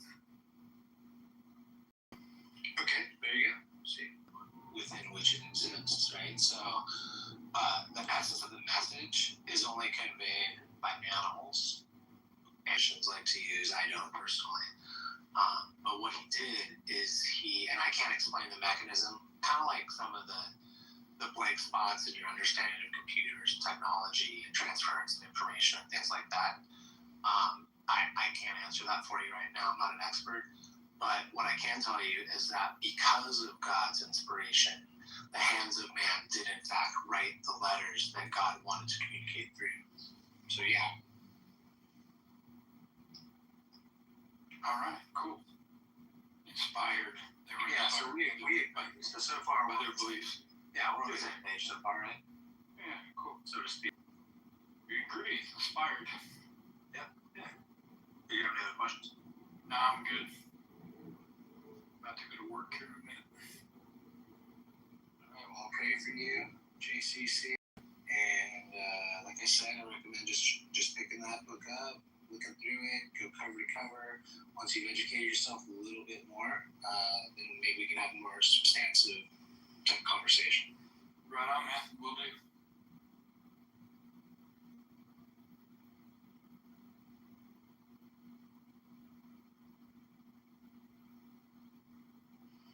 I like JCC. He's a good guy. He'll probably learn, the truth soon. I can tell. I think he knows Christ. I don't know if he's felt Christ inside of him. That's the thing. I'm not sure.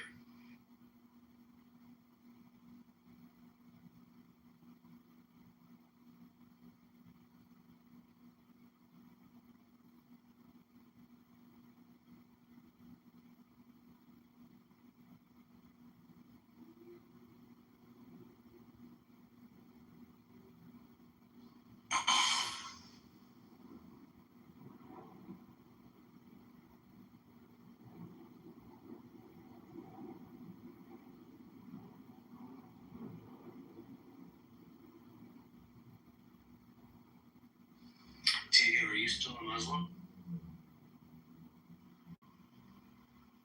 No. When did you decide to deny Islam?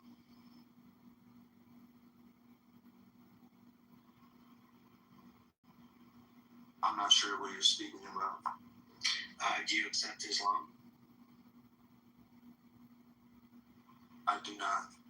When did you decide to deny Islam?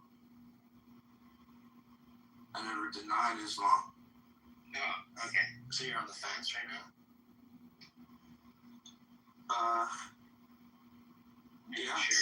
You're not sure about Islam? It could be for you. Right. Okay, cool. So what are the strong points that you're considering of Islam that make it something you should consider? The strict adherence and applicable logic in its worldviews that have existed. So, I agree with things like how they treat women. I agree with things like what they expect out of families and how they're raised culturally. There's certain things that I identify with from other cultures that I think are very 2026 modernized experience. that I can measure, so I know how it applies to like civics or I don't know, international relations or environmental health or something like that. I'm slightly a tad confused, Diego. When you say you respect the way they treat women, you'd be referring to stuff like when they throw battery acid in the face of young girls for exposing their ankle?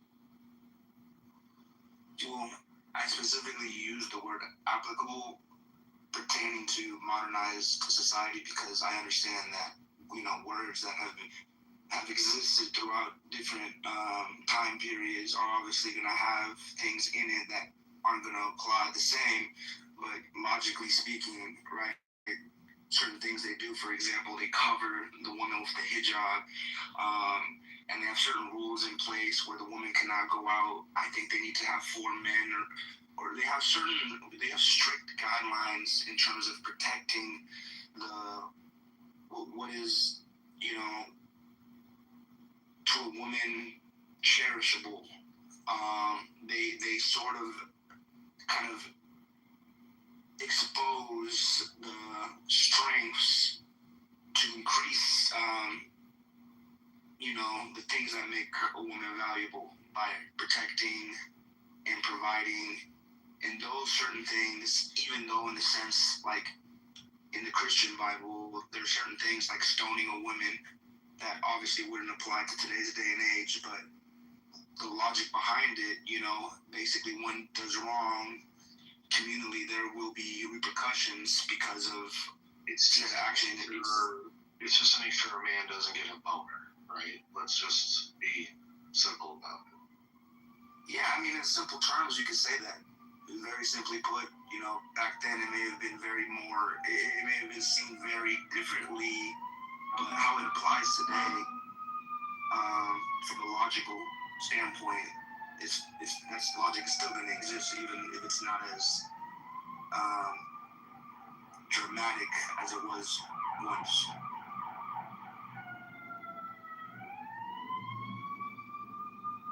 I think it's a mixed bag.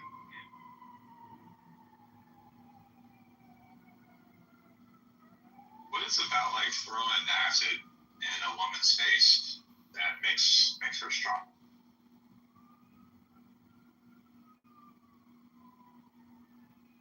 It's soul building for one. Because just because they're Islamic doesn't mean that over here Christians shouldn't consider why God allows for them to have those things happen to people, right? So if you asked God, why do you allow battery acid in women's faces to occur in reality in your creation? What is the reason? It's got to be a good reason, right?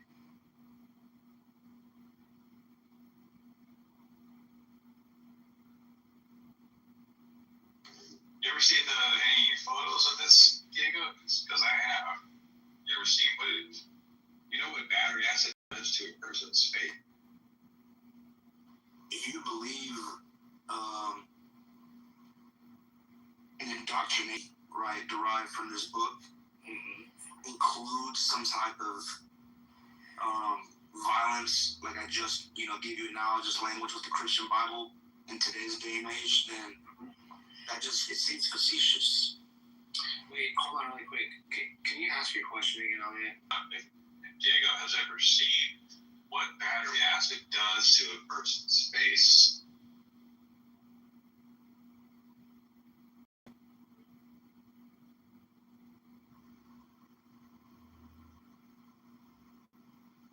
Funny you mentioned that. I had some sulfuric acid accidentally poured on me from a car battery, and I was completely fine. Okay, so that answers It got in my eyes too. So you haven't seen it. That's all. The answer is just no, right? Well, I'm speaking from personal experience. Well, yeah, your personal experience based on the question asked, the answer would be no, right? Sure. Yeah, me too. That's my recollection. I mean, maybe I have.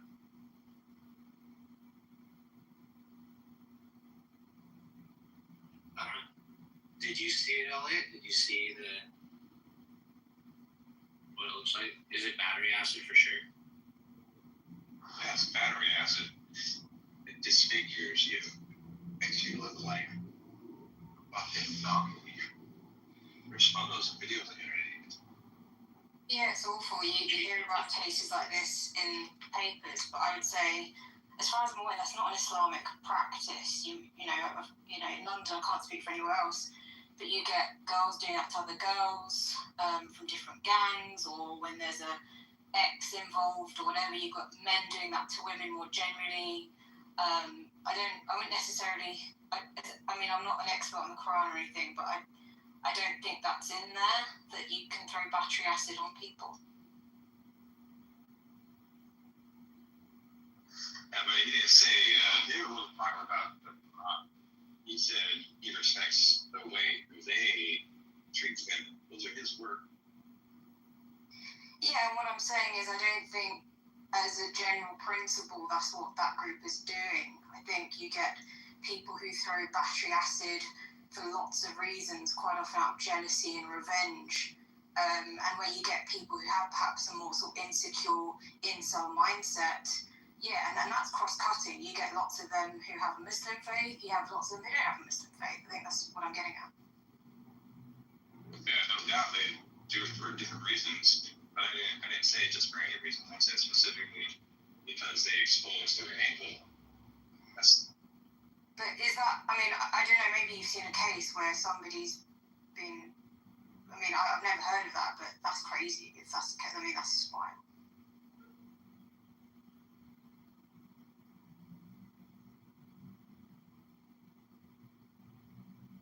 Yeah, it's like seeing those videos where a chick shows up in the driveway of some other chick, and the chick in the driveway already has a bat, and she gets knocked out, and she grabs her hair, she pummels this chick around the driveway, and it was because of what, somebody said,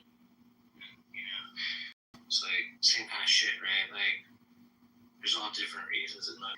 What Nigerians do. No, I wouldn't, I would say, okay, that's a horrible thing to happen. I wouldn't try and, what's the psychology behind it, what's the motivation? I don't know if I'd say that is a rule for that group. Right, yeah, because if I were to do that, I could just go on one Instagram channel, hopefully one that I'm not following, because I don't get feeds like that, but I guarantee you I can find one that regularly shows white Christian Americans just acting absurdly racist and or violent and or tribal, against one another. But when I go see, that's all of MAGA.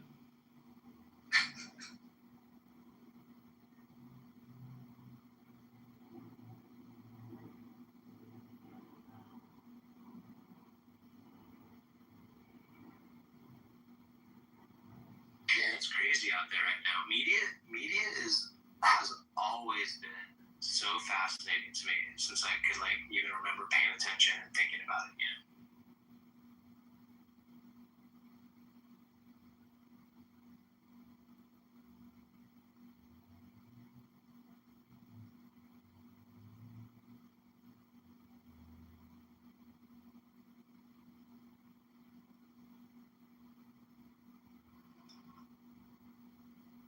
Yeah, I agree, and that's why I think sometimes these religious conversations can get a bit stale. It's always a sense of one-upmanship, And I honestly think that when people do sort of conform to their religions in a peaceful way, most of those people are just ordinary, decent people. They don't wish harm on anyone. They just go about their lives. 90% of what you do is the same. You want to have a nice sense of home. You want to feel like you have some sort of purpose throughout the day. You want to have a sense of family, whether it be a partner, a family, just your friends, whatever. Then we get, too caught up on this sort of, oh, that religion's worse than that one. And I think you're right in terms of, the media and how it sort of frames things. See, that's an interesting phenomenon too, right? Because that's secularism, is having multiple denominations, creeds, and colors, all that stuff. And then getting along, respecting each other's private beliefs and faiths, as long as they don't overlap too hardcore, and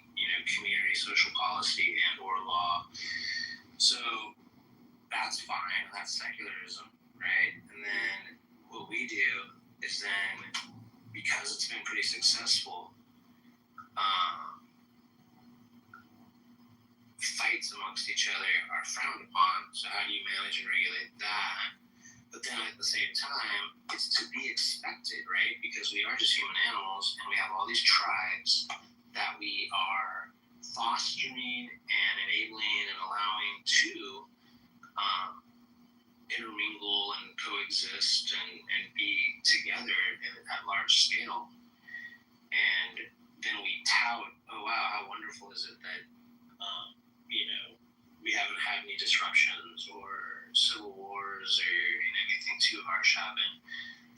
It's like weird. I mean, I'm just kind of talking off the fly here, but it just trips me out. Like it's always a balance, right? Yeah, and I think the shifting social context also has an impact on what is a tribe, right? So before, I think it's definitely come to the forefront where people will feel so strongly they'll cut people off. I don't think they were quite so strong before. Even neurodiversity, that's another really popular sort of tribal grouping now, and obviously LGBT's been around for a while too, and it's strange. We always have this need to have a tribe that acts that we use to virtue signal with. Like, I find that interesting because that's ultimately what people are trying to do here.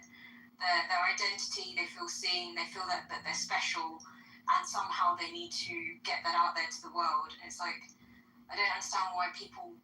Everyone is unique, but we don't always need to feel special all the time and have people recognize that. Yeah, it sounds like it. Like, to me, it dilutes it anyway. If you have that as your mantra, like, I'm so unique. Let me tell you all about it and show you all these other people that think like me too, or something. I don't know. It's weird. Agree. So when I hear people on here talking about people being, oh, you're such a normie, it's just like, oh, really? That's the personality you're adopting? I remember that being popular when people were in secondary school, trying to prove that they're otherworldly and a bit sort of out there and a bit sort of misunderstood. It's like, that's not a personality. That's just being an ass. Or, if they're not an ass, then it is, I felt out of system, always kind of stood back and questioned from the perimeter of the room at the party when I was 5, like, whatever, but I'm not an introvert, turns out. Like you could, there's all these different variances of this shit. Yeah, it's crazy. There's a lot. I think human minds are super powerful. I'm always like, and they're so powerful that it scares me. Talking about fear-based, when I see what's going on in politics in the world right now, and I guess I'm just new to paying attention this much because a lot of people seem to just kind of be lax about it and just kind of shrug and go, oh, the world is how it is, and just history repeating itself and stuff. But I'm like, I don't know, it's been stressing me out a little bit. Yeah, but I think that's over time because we've been encouraged to always express ourselves verbally rather than process and actually drive change for ourselves. And I think that's really frustrating. So we will just sit on the sidelines and be like, oh yeah, that's just a political drama, rather than doing what we can from the grassroots, which is actually more than people think.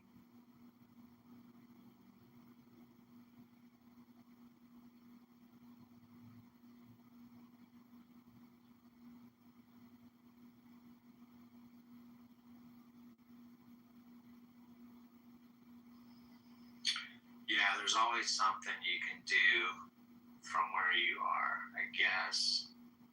Unless you're shackled or confined on a flat concrete surface, a bunch of right angles around you. Well,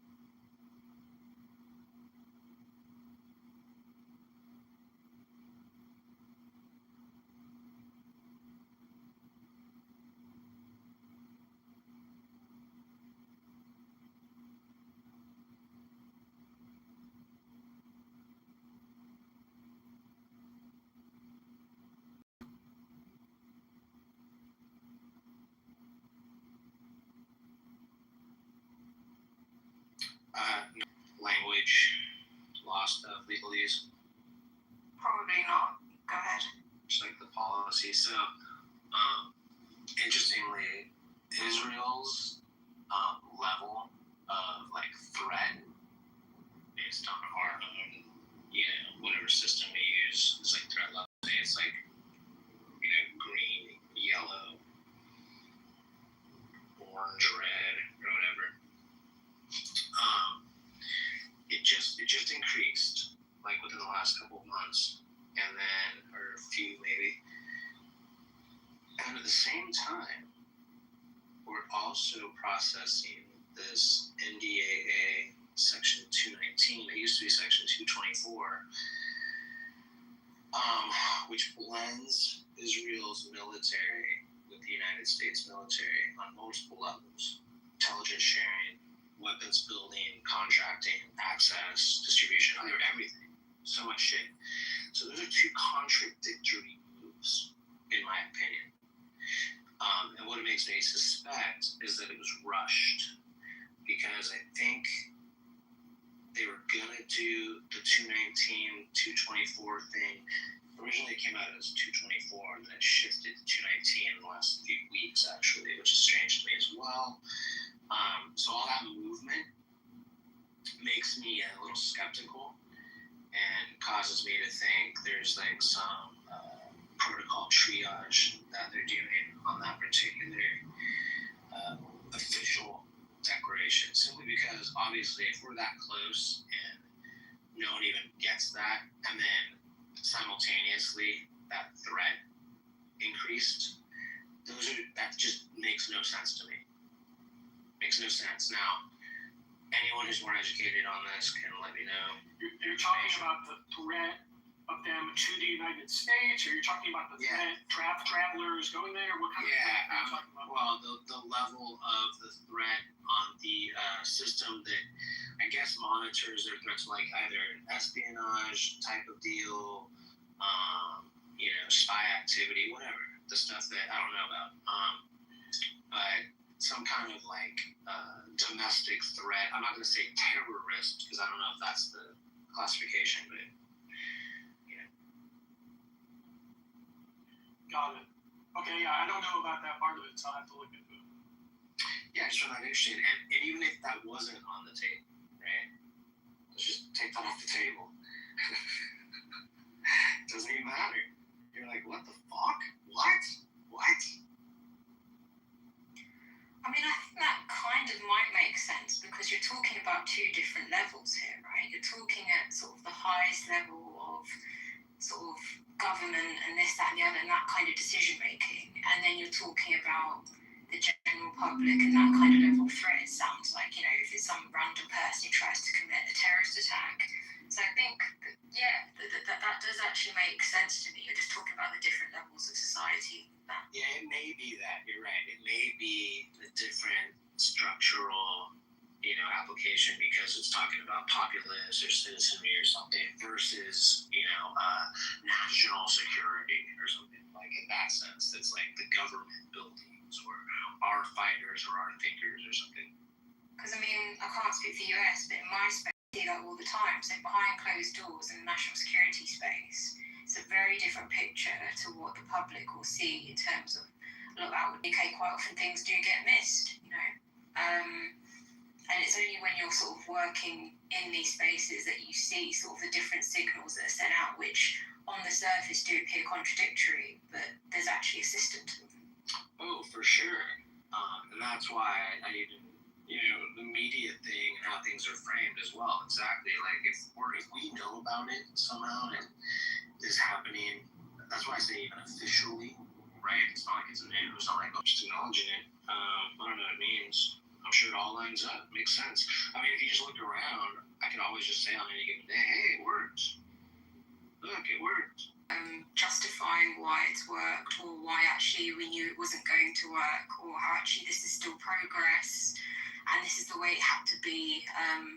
It's not too dissimilar to some of the religious talks you've had. I restricted it to my immediate influence. Okay, so let me look at my immediate influence. Well, what are my resources? Well, let me go to the library. I'm going to look through the card catalog, and then I might get on this newfangled computer thing they got over here. Not very good on these fancy machines. Nexus, it's called, okay? Like, what am I going to do here, right? When I get get online, we can research some fucking experts, we get funneled into some fucking algorithms, and get some information, like try hard to break the algorithms, and get outside, and talk to friends, whatever my information streams are, I'm gonna try to gain information. So it just amazes me, like a lot of this right now, I'm like, I'm not working too hard, and it is factual. It's not like it's all the facts, but the things that I'm like honing in on that I think are of concern are happening. Like it's just like fucking factual. It's crazy. And even that process though of researching a topic, whatever, like if you there's a balance between looking at the whole system and trying to pinpoint an issue. I tend to find people fall more on the side where they overly pinpoint an issue and then they're actually missing what the driving forces are because they're trying to isolate this one phenomenon that's happening. But when you try and then sort of plug it back into the system, it can be so difficult to disentangle what's actually going on. It's a minefield. Yeah, that's why I'm very open to never claiming expertise, nor being all the way in on any, hardcore belief track, except for certain things, obviously, that I will say, based on what we know as humans and our, sense perception and how we catalog things, it's a fucking fact, right? I'm fine saying things are for real, but yeah, I don't think we know shit.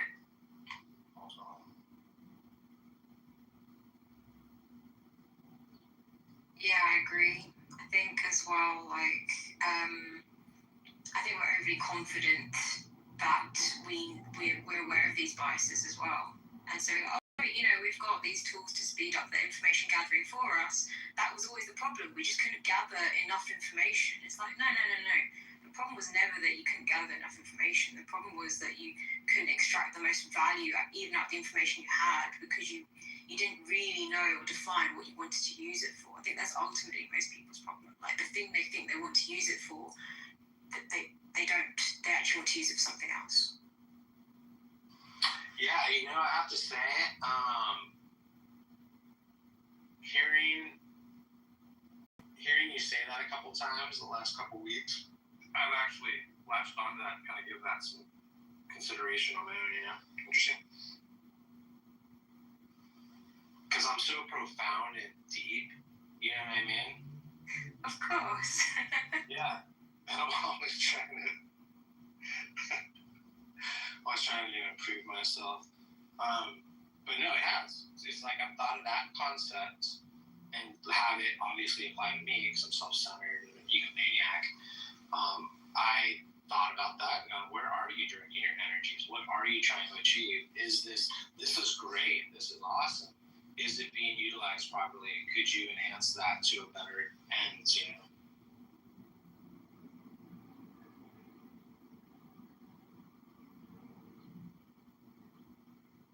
Yeah, it comes back to what we were saying before.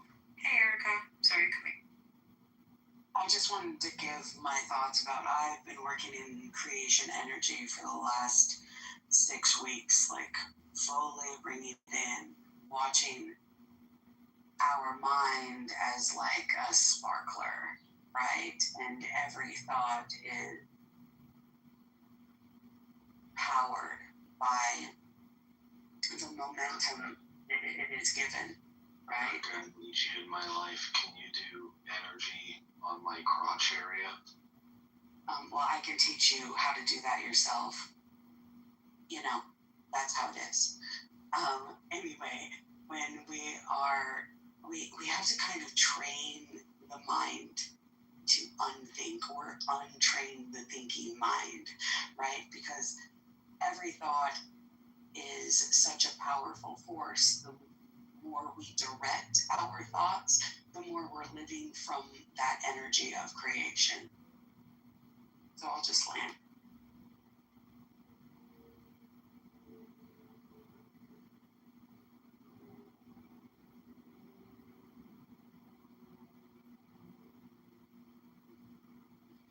What's an interesting one is thinking about how sharks have been around longer than trees. I always find that interesting to throw out to like the theist community and see how they they deal with that, because it really gives you some perspective, you know. I'm just go back to the creationism thing. Funguses were before trees, I think, as well. What were? Funguses, I think primordial earth was covered with these giant primordial funguses. Yeah, that's rad. Have you seen those like kind of mystical, magical fantasy posters depicting that? You ever seen that, Mark? I've seen it. Dude, not unrealistic.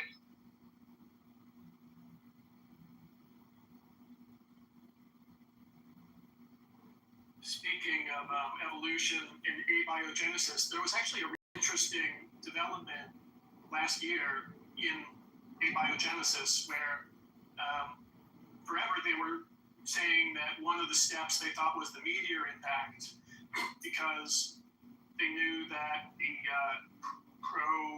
planets had to have arrived later through a meteor impact. But last year, actually a black Muslim guy from Sudan, a scientist, who works at Max Planck in Germany, like, had already in them. So the whole meteor impact thing, you know.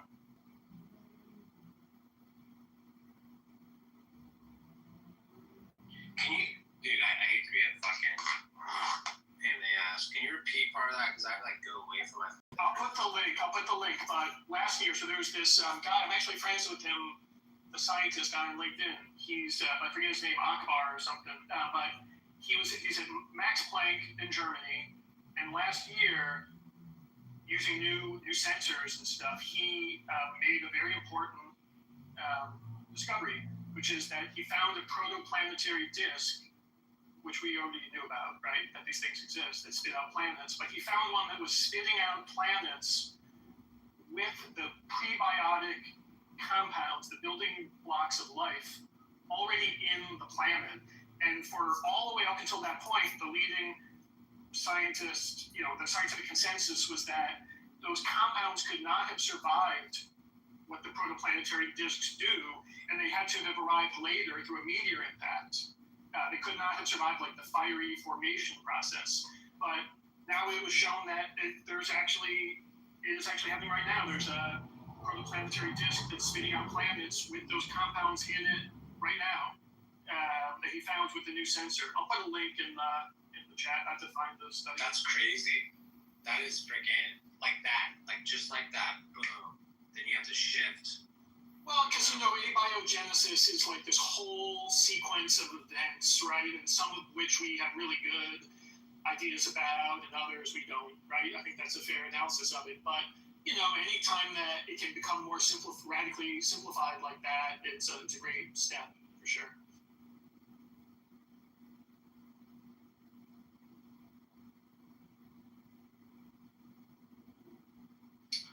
I've even heard, unless I'm mistaken, that we can identify gas to a degree around distant stars or planets to determine, I guess we would planets, to determine whether or not they're being relative at all to or similar or analogous to a kind of industrial time or industrial sequence.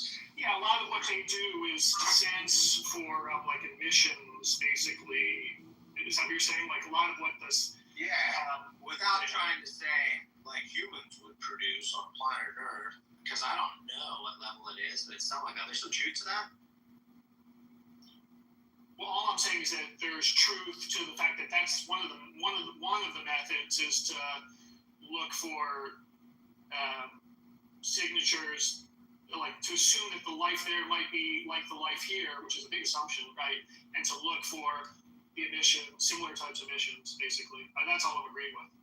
Which could be just from that. It would identify places in the universe for them to try to dig in further. I think that's the idea. Yeah, and so far they haven't come up with anything positive in that regard. Right.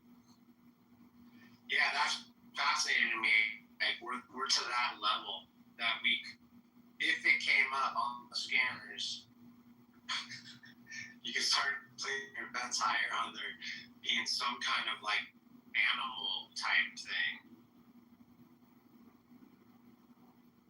Or at least something that could, I guess, produce an off gas from production or transportation or some kind of industry or what? Like, what are we even talking here? See, that's what trips me out about it. Yeah, I don't know. But at least there is something to it. I just remember hearing something, I didn't know much about it, so.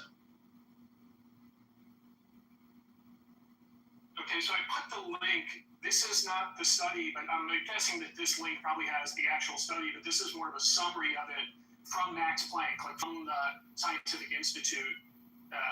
So this is what I'm talking about.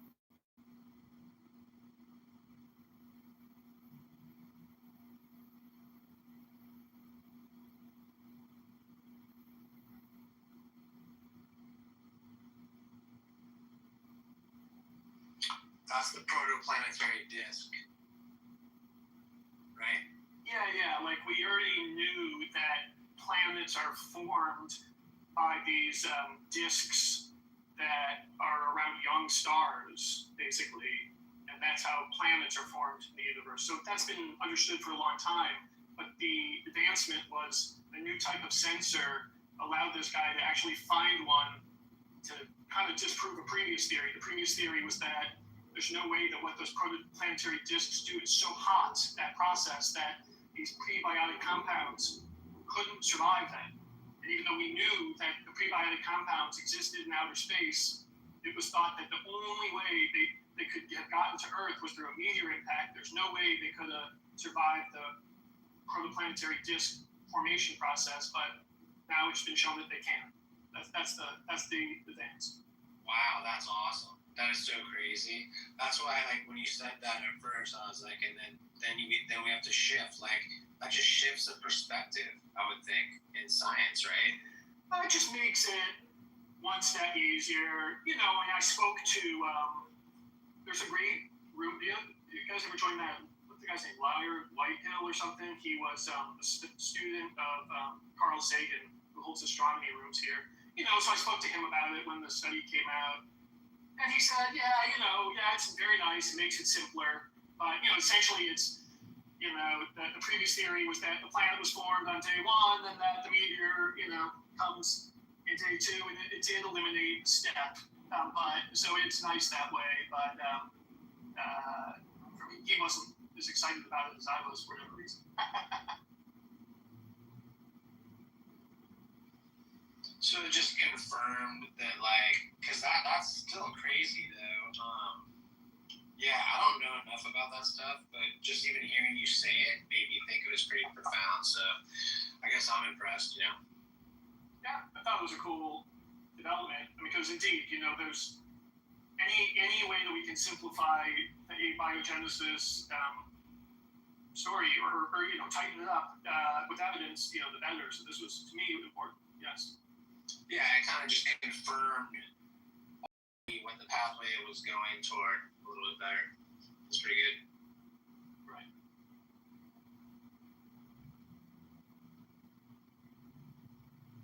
What about even just the formation of like the moon on Earth or a moon on a planet? Are there different types of formations that can occur? That's how moons are created.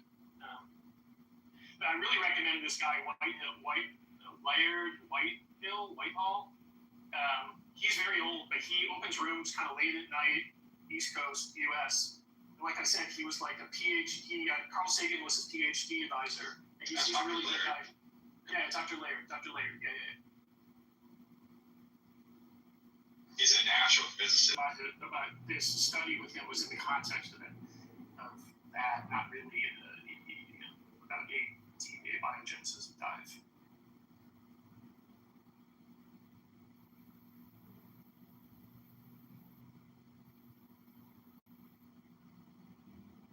That's funny. I don't know, like last week or whatever, I was hanging out in his room, and I asked him, like, his room's in Lawrence Time tonight. Asked Dr. Laird, so I was like, yeah, I got a stupid question for you. Only an astrophysicist would know that reasons why the Earth is not flat. Why it's not why it is a globe. And then some people that I know came in, were some flat earthers. Brandon came in, and they had like a little chit chat about it.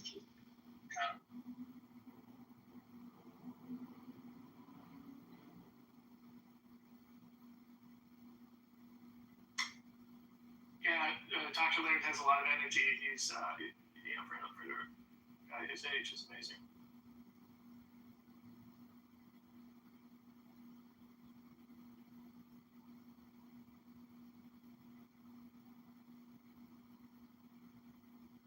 Basically, Dr. Laird was asking Brandon, okay, the sun, when the sun sets, where does the sun go?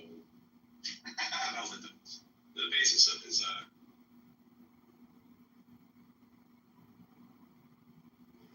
Well, I mean, it's kind of the position that they have complaints about consensus in science, yet can't necessarily provide any facts about the flat.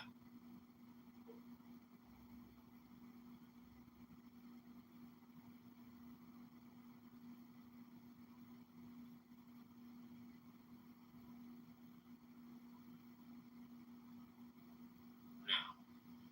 Right? They can't, they go somewhere else. They want to fight me. Like I'm the jerk. And I just think that's an interesting thing. Like, what are they even picturing in their heads? I don't get it.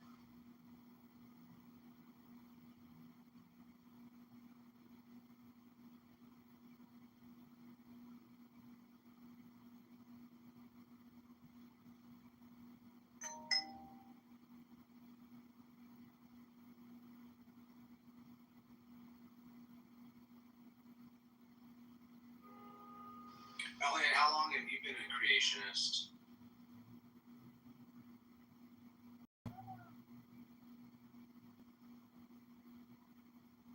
What you mean what is it called? The Ark Encounter?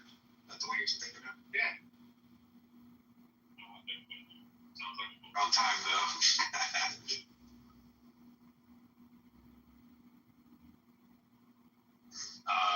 Pleasantly. I don't know about that, man. I walk in there and I see like humans holding hands with fucking velociraptors. You could go in and have like the best pulled pork sandwich you've ever freaking had in your life and walk out with a pound of thick cut bacon for $5 a pound.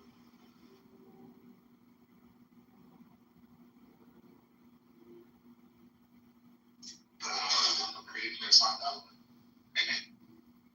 I'd be pleasantly surprised if that were the case, but I doubt that's gonna happen. I don't know, man. I don't get it. That's a lot of money, and it seems irresponsible. It just seems like it keeps things goopy.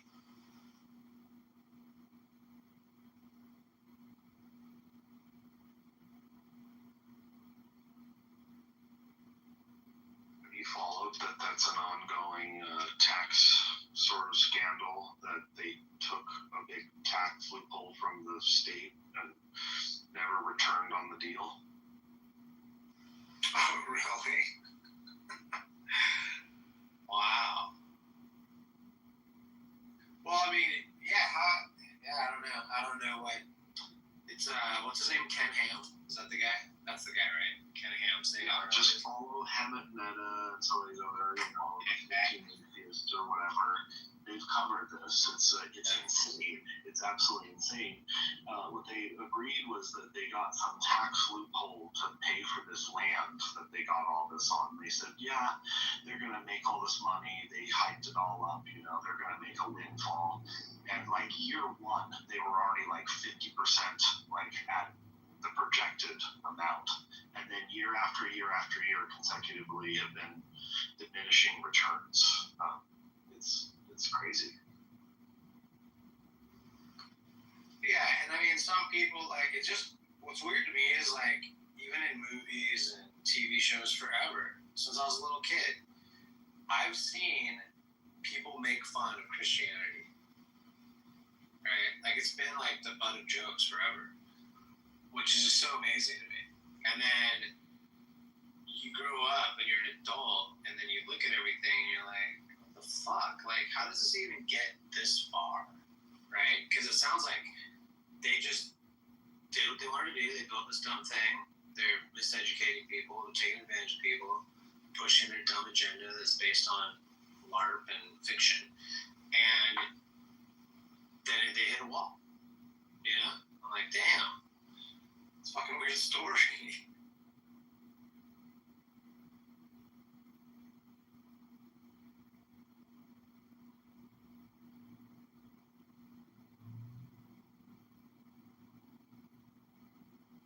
Arkansas. Well, then I followed the Ken Ham and Bill Nye debate, if you ever followed that. On YouTube? Well, no, it was a big thing. This was like right around the time like I was starting to change my beliefs and starting to become more of like an open thinker. I didn't have to be constrained about all the previous like beliefs that my family and people around me taught me or whatever. And there was a debate between Ken Ham, the guy, and it was all a big promotion, of course, just to make his museum and everything far more. And the side of the community said don't debate him because, like, what was the whole point of the debate? But yet he still did. And Bill Nye, it was like a big thing. It was like 10 years or so, or 12 years or so ago now. Like Bill Nye went and like debated Ken Ham officially on stage, and he would go about as you'd expect it to go. So yeah, I just don't understand. Right? Like, you could say, don't platform these guys, but then that would be, not in the spirit of the society agreement, I guess. And then you watch these clowns, you're like, dude, all these people believe these people, and like, just, I don't know, I don't get it.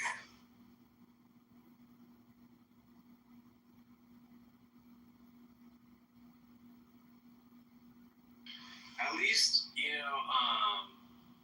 TPUSA has been getting exposed and kind of shut down just for it being itself. And that's interesting to me, that whole phenomenon. That's a whole, I don't know if you know anything about that. no, probably, I guess. Well, that's the, like, Charlie Kirk, Erica Kirk organization that has been trying to get, I think it goes into high schools. I know it's colleges. It's young, it's youth and teens to young adults is kind of their main focus. And so I know you know who Charlie Kirk is. I know you know who Erica Kirk is. So just that alone, the fact that our White House talks about those people and does things with them and for them, wild to me. And so their top organization they're affiliated with and built, supposedly, on some level, taking big hits and getting exposed for just being scammers and losing support and having things be shady because of what happened with Charlie and all that shit. Just all of it. If you just look at it as a whole, I'm just like, what the fuck? Like, what is going on? This is so crazy to me.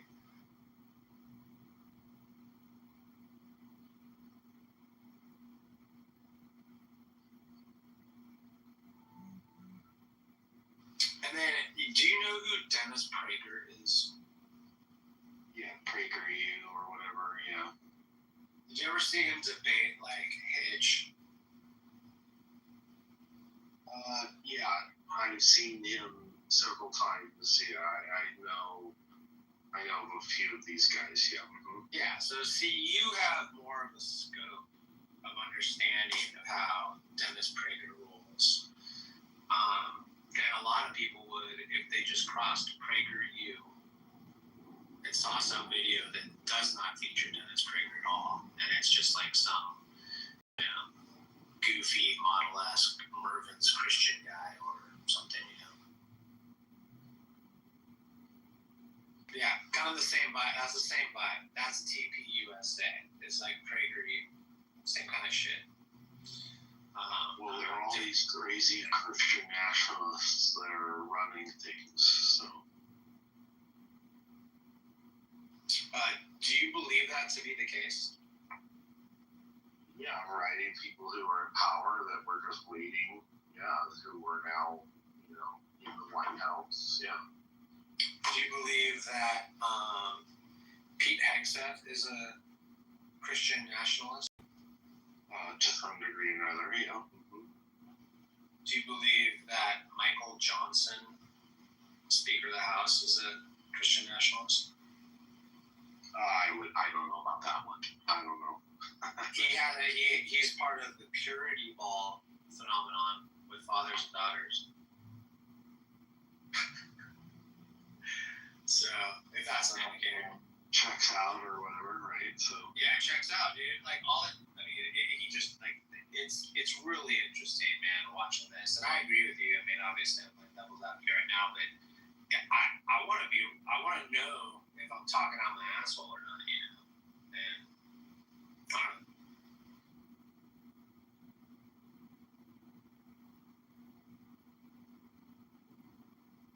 Yeah, it's kind of crazy. And that whole thing that I told you guys about earlier, that 219 clash, it's just a contradiction at face value in media to me. That it's like, at the least, it's at least that, and that's concerning.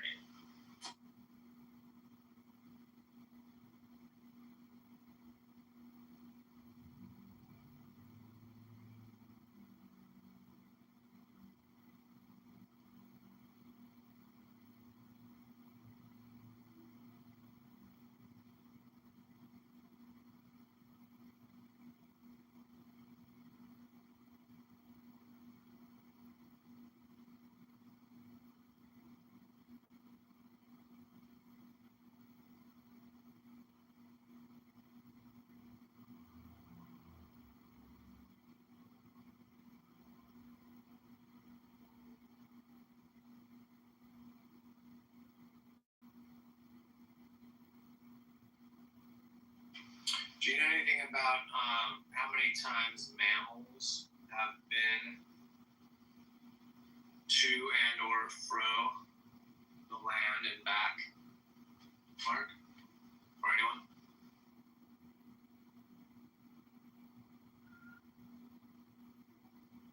I just know whales are a mammal. They're like a land. They were an animal that were on the land at one time. Right. And then that process or cycle has occurred multiple times. And I think they have it to, it's happened at least like 4 or 5 times. I think they might even have it in upwards of 7.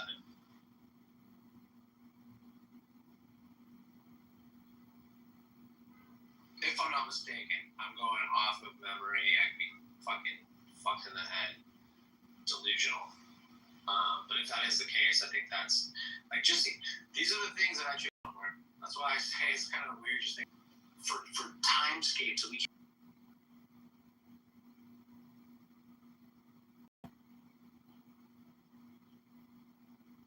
Yeah, well, I try to wrap my mind around it. They try to, there's ways of visualizing these sort of things. Lately, when I'm trying to think about like square footage of a house or something like that, I have to ask like how to visualize that in some way.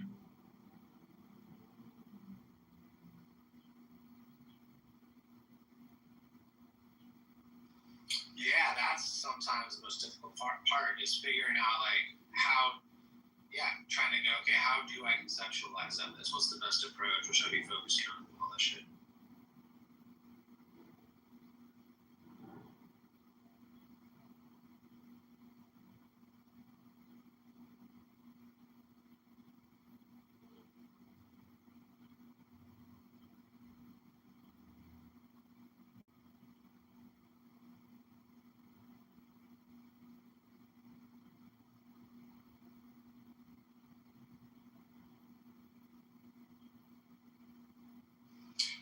Do you know who Linda Carter is?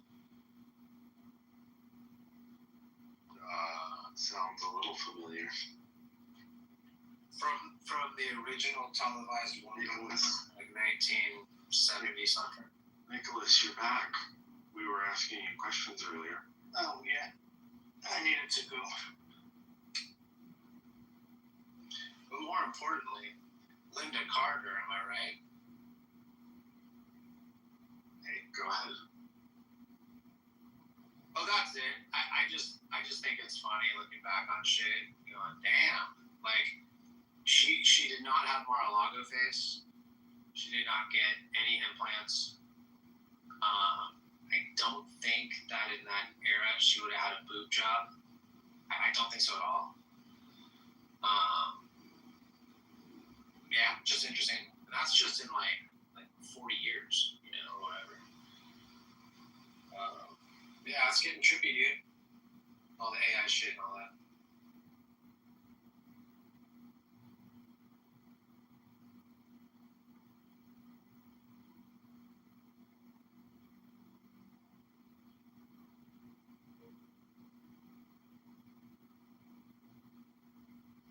Nicholas, you still there? Yeah, I'm still here. Nice. So did you, when you left and everything, did you rethink your life and consider becoming an atheist today? No, I was boxing with my wife. You were what, boxing? Yeah. Oh, nice. Do you guys train together? Yeah. Sweet. Were you guys just light sparring, kind of tapping and stuff? No, I was just holding pads for her. Oh, cool. Right on. Nice, dude. So with regards to the God thing, what was the convincing? Is there anything you could share that you think would be convincing to us, or is it just personal? I mean, I don't necessarily think anything will convince you guys. Oh, that's interesting. Gods, and I think that you could be convinced that there's actually 17 gods. I'm not so sure. Why not? You already believe in one. Yeah, but I don't believe in one truth, in one light. Well, look, you think it'd be more of a task to convince me that there's 17 gods, or you? I think you. Why? Because I already experienced one God, right. And what God is truth. So what you're saying is that no, actually, there is existing 17 truths, and those truths are not the same. And that just seems contradiction. Well, yeah, but that's where you're mistaken. You stopped at one truth, and you were wrong in your beliefs. The fact of the matter is that there's 17 truths. Yeah, I could be wrong, but I don't even understand what you're saying. Well, I'm just showing that, I don't see what would be convincing to you for a special reason if it couldn't be accessible to me. It just gets back to what your God can and cannot do. We already know your God can't force people to do stuff, right? It's not that he can't.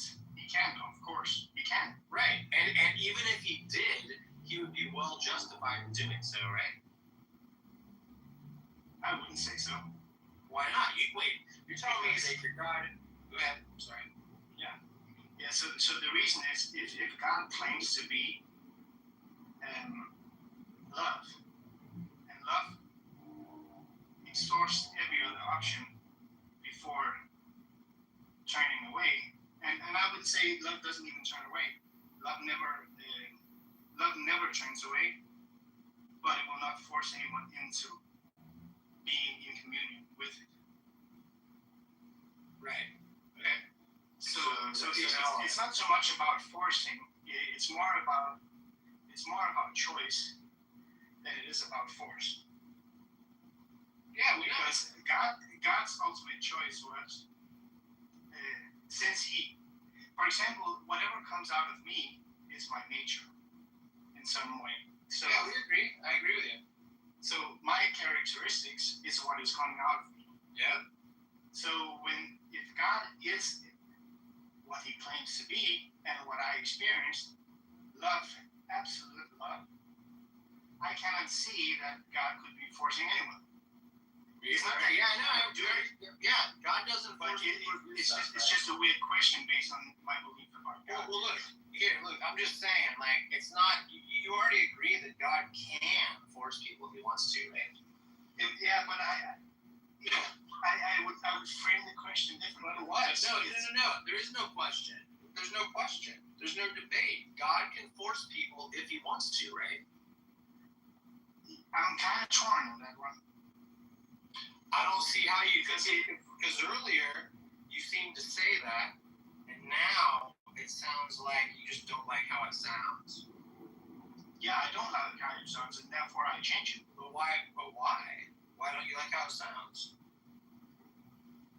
Because it's not wrong. Yes. Why it's not wrong? Nicholas, this God that is pure love, does he have any other qualities or characteristics? Like, is he the omni God or not? I mean, since love goes everywhere, he goes everywhere.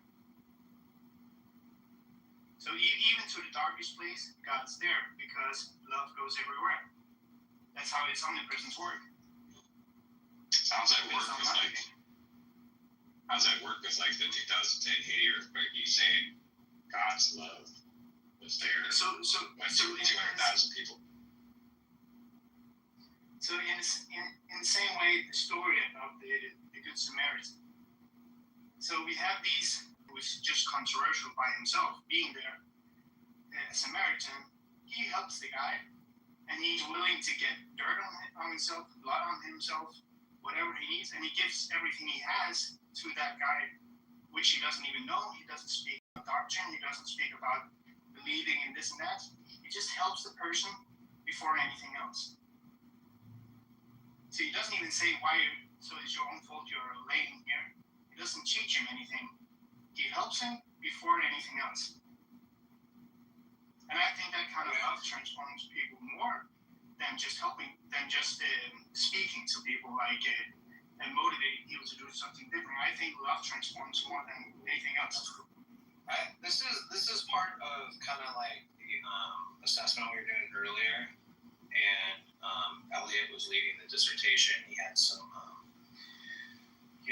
studies that we were going over with regard to the psychology of Christianity. I think that's when you were gone for a while. We thought you were there, and you were just unmute.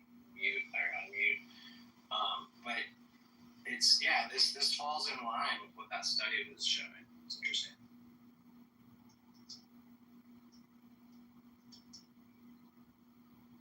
Yeah, the Christian God is absurd because if the Christian God is like triune, it is all powerful. For once, I haven't claimed any Christian God. I haven't claimed any Christian God because I don't even know what you mean by Christian God. I speak of the triune God.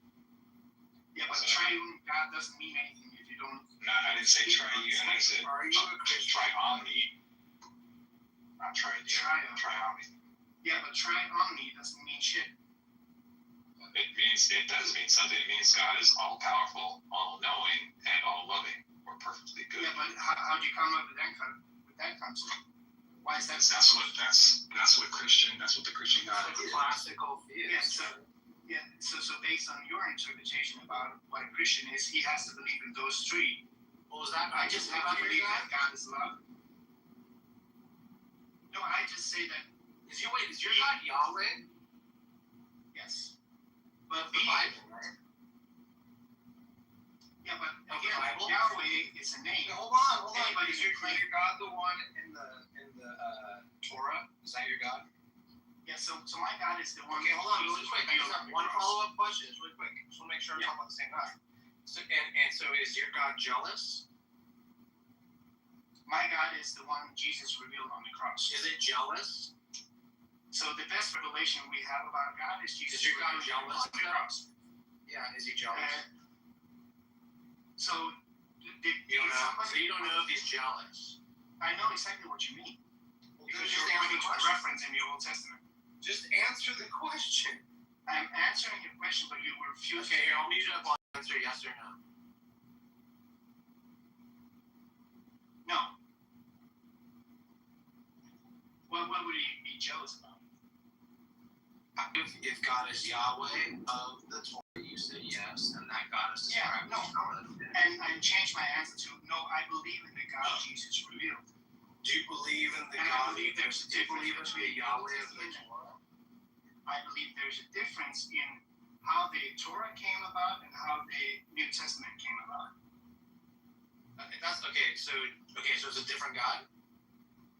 No, it's not a different God, but people have different opinions about God. Is it the correct way to interpret who God is through the Torah? So the correct way to interpret the Torah is through the Torah, New Testament is through the cross. No, it's not through the Torah. It would be I have wrong. to read the Torah to understand who God is? No. No. Okay, so all I have to do is read your book?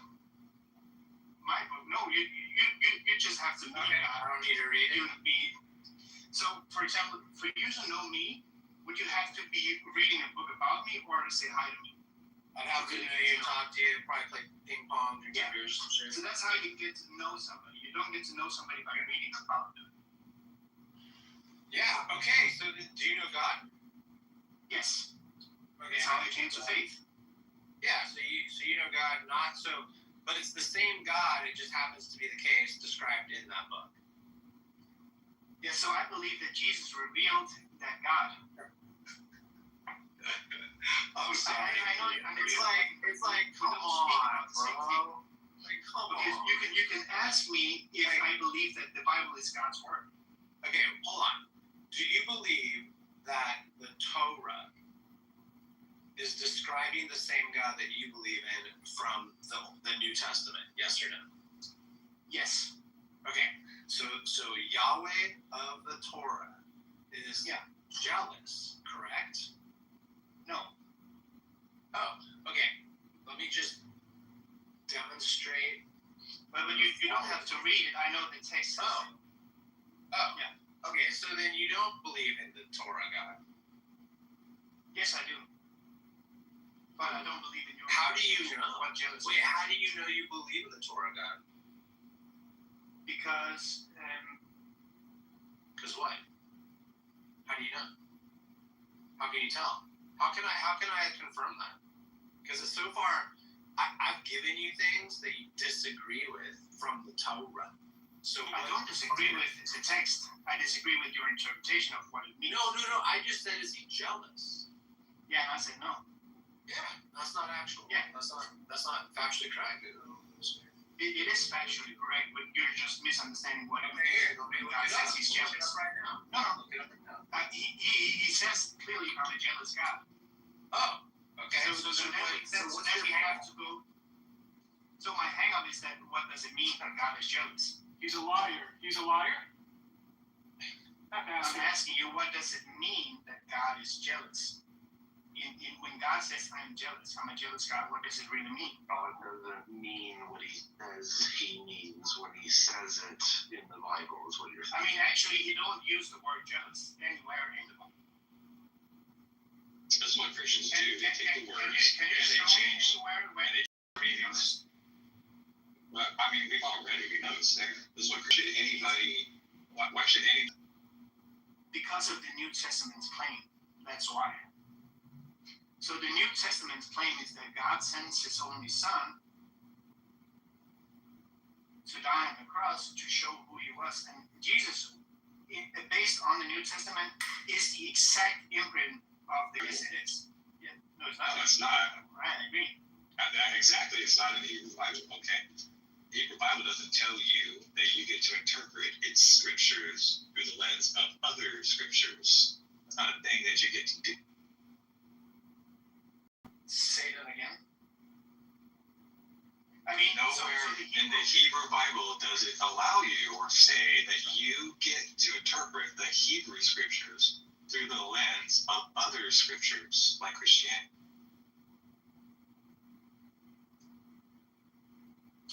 Yeah, I know what you're saying now. was done by a God that is pure love, but I guess he lied to us out of love then. No. I mean, it's fine you want to, like, you try to, like, strawman me in some way, because you're speaking about a God I don't even say I believe in. So what I told you by now is that I believe that the Old Testament is true insofar it points to the same God, but people in that in those times, their concept of God is what was written down. So they believe when it rained, it was God's fault.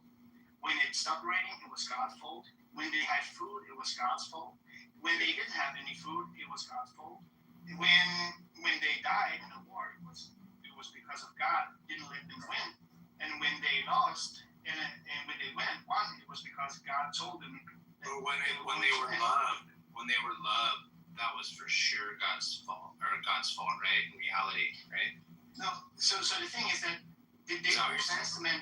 No, listen. The Old Testament had a story about a man who broke away from God.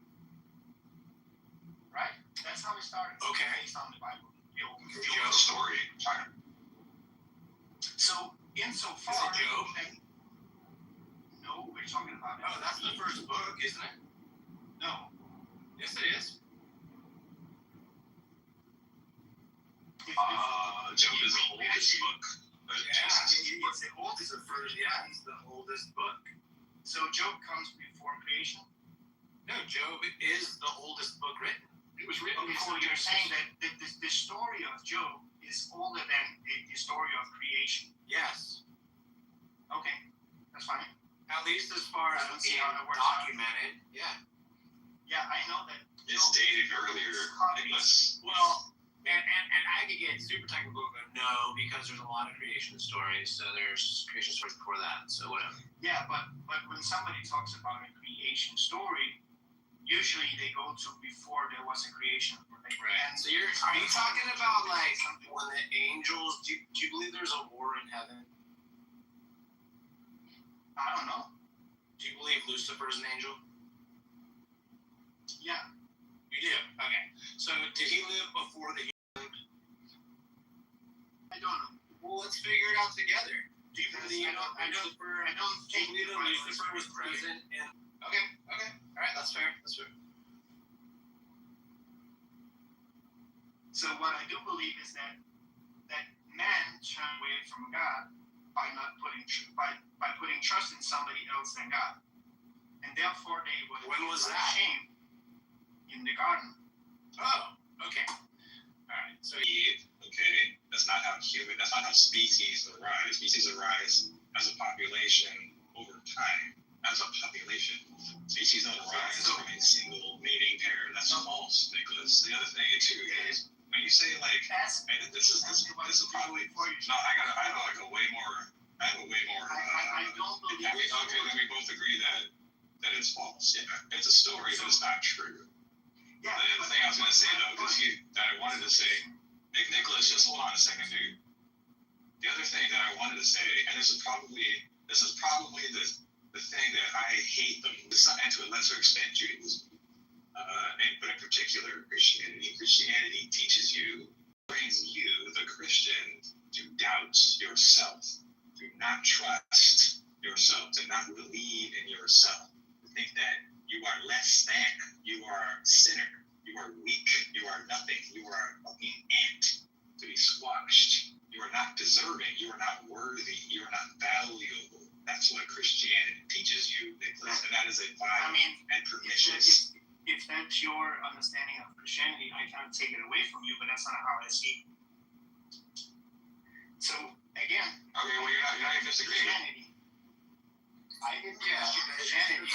So again, okay. So let's just get back to the Garden of Eden. Do you believe that is symbolic? It's just symbolic, right? So the reason why I went to the creation story is because he talked about Job. Yeah, but all you understand, that's symbolic of an extent. Oh my goodness. I mean, it's fine if you don't want to understand. Yeah, it's fine if you don't want to answer the question asked. So what was the question asked? Do you believe, yes or no, that the story of the Garden of Eden with Adam and Eve and the serpent and all this stuff is symbolic? Yes, I believe it's symbolic, yes. Yeah, it's not factual, right? It is factual insofar it points to something real about human beings. Yeah, that's fine, but it's still symbolic and metaphorical. Yeah, but again, it's like my own experience with God. It's something that's very hard to explain with words, but a story is something that's very good to explain things so people can feel it and understand it. Even kids could understand that, right? Yeah. Of course. And it's funny because I never read the story when I was younger, but I still could like the outline of the story, right? And that's because it's a powerful story because it has weird things, so you remember it. And I think that's how the brain works. You have weird images. That's how you remember best. Okay, so you just think that it's not true necessarily. Like, you don't think that God. Do you think that God freed people from Egyptian slavery? I'm not quite so sure. I think the Old Testament contains stories, history, and poems, and a lot of different. Yeah, me too. But I'm not quite clear on. Yeah, me too. Okay. Do you think that, or do you believe that there was a big, tall building, and in a place called Babel, and that God took issue with this construction for whatever reason? I don't even have to hear that he was jealous, or that he was scared, or that he was angry, or that he had other plans for them. God writes for Architectural Digest, so it's just a hobby of his, yeah. Like, do you believe that occurred, or is that just symbolic metaphor too, Nicholas? I don't know. That's what I said. Okay. I don't know which parts are history. Okay. Or which part is actually symbolic stories that points to a deeper spiritual truth. Okay. About yours is like, you're kind of more like one of those, like you truly are a Catholic Christian. Like, you don't even really like believe it to be true. Yeah, so here's where it's different. I don't need the stories to be actual truth. I need the stories to be true insofar it points to who God is. So Jesus is the one coming in history and revealing God as the one who is willing to die for somebody else. So he's the highest form of love is when you're ready to give yourself for somebody else. Wait, hold on, really quick there. And that's why I say you have to read it in the light of who Jesus was. Yeah. Was he kind of like a blood sacrifice? Was he like a blood sacrifice? Yeah. I mean, the life is in the blood. Was he like a blood sacrifice? I don't know what it means when you say that. Interesting. Yeah, see, I feel like you're not passing the test. I don't think you're a Christian at all, dude. I would just drop the Christianity part. Okay, fine. I don't care. Okay. I mean, I don't get broken by people saying I'm not a Christian. Yeah, I know, I'm just saying. It'll make it easier. Yeah. Jesus never sacrificed himself for anything. He didn't do that out of love. Okay? The reason why he died, why he was killed, is because he blasphemed the laws of God and the laws of Moses, and he broke the laws of Rome. That's why he died. He didn't willingly sacrifice himself. You got that twisted. That's fine if you think so. Facts. Why was he killed? Why he was killed? Yeah, what does it say? Isn't it true that it says in the Old Testament that he who blasphemes the name of God shall be put to death? Isn't that what it said? Yes. And where are you going with this? Okay, doesn't sound like you're disagreeing with me. You want to talk about Roman? Of course, he was blaspheming because he was claiming equality with God. So that's why he was killed. He didn't willingly give himself for anybody.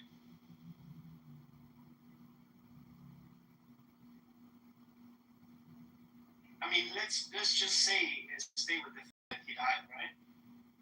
And at least the stories say, but they do not not know what they're doing. He didn't rebuke anyone. He took it like a man, right? That's as far as we know, based on the text.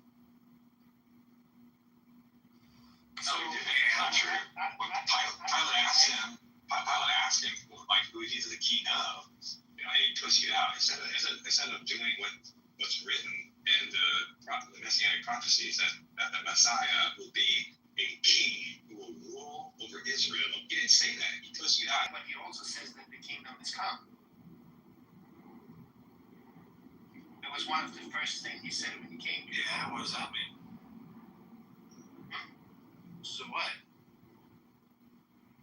Yeah, when the kingdom comes, it means that the earth is near. Thy will be done. So it comes next. No, that's not what I'm saying. On That's not earth what I'm as talking it is in about. heaven. You know, that would Why are you saying that? give us this day our daily bread. Oh, I don't know. I mean, like, do you think there's a kingdom? Of course, there's a kingdom. There's a kingdom of light, and there's a kingdom of darkness. Is there a big chair? I don't know. Is there a Need to throne? be. I mean, it's a good picture of showing how it looks. Is there a throne? It could be. Why? Why would you think that would be the case? Because based on my experience, I felt something that was more real than this Like a life. throne, and you found one like you were saying a I throne. didn't feel like a throne. No. So first of all, you haven't heard my story. It did well. Have you heard my story? No, but I would like to. Would you? So I had a vision. It was very powerful. It was just within the last 3-4 years that God of the Bible is a farce and a scam perpetrated on a lot of people's psychology over decades and centuries. Mm-hmm. Isn't that wild? I mean, that's fine. If it's true. Well, it is true because you want me to tell you my argument? No, I don't want to hear your argument. I want to hear your actual experience. My reasoning? No, not your reasoning. I just want to hear about your experience. So you I couldn't explain it to you because it's so personal and intimate and powerful to me. I couldn't expect you to like even barely grasp at all what I was thinking and feeling, you know? That's fine. I can't argue with whatever you experienced. Yeah. Did you have some profound experience that like impressed you when you were in that moment of time as yourself? Yeah, I had a experience that impressed me. Yeah. Can you give us the most impressive part about it? Yeah, I went to bed and I was met by a light, and this light was more personal than anything I could describe. It was more personal than a human being. It was God. I just knew it. Not based on force, but based on pure knowing. It felt like I was being loved more than I could ever be loved. It was the first time I felt this way. Before, so it was a feeling. I like that, dude. That's cool. I like it so far. And it's not the same thing as getting a child or being married. That's why I can say that God is love. Because I do believe that that's who I am. I could be wrong, but still, my experience. No, you're not wrong. Changed me overnight. Yeah. And I wanted to let you know something. I can empathize with that, and I think that's a beautiful story. Because, like I was saying earlier, I was positing that there's actually 17 truths. Well, part of that truth is that was me, dude. That light that you felt, that was me.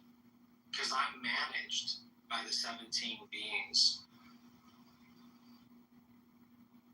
Yeah, so that's fine. But what I do believe is that there's truth, and that is this light. Yeah, we know you.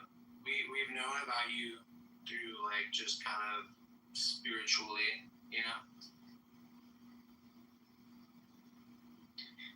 Yeah, fine. So you don't believe that? It was fun speaking with you.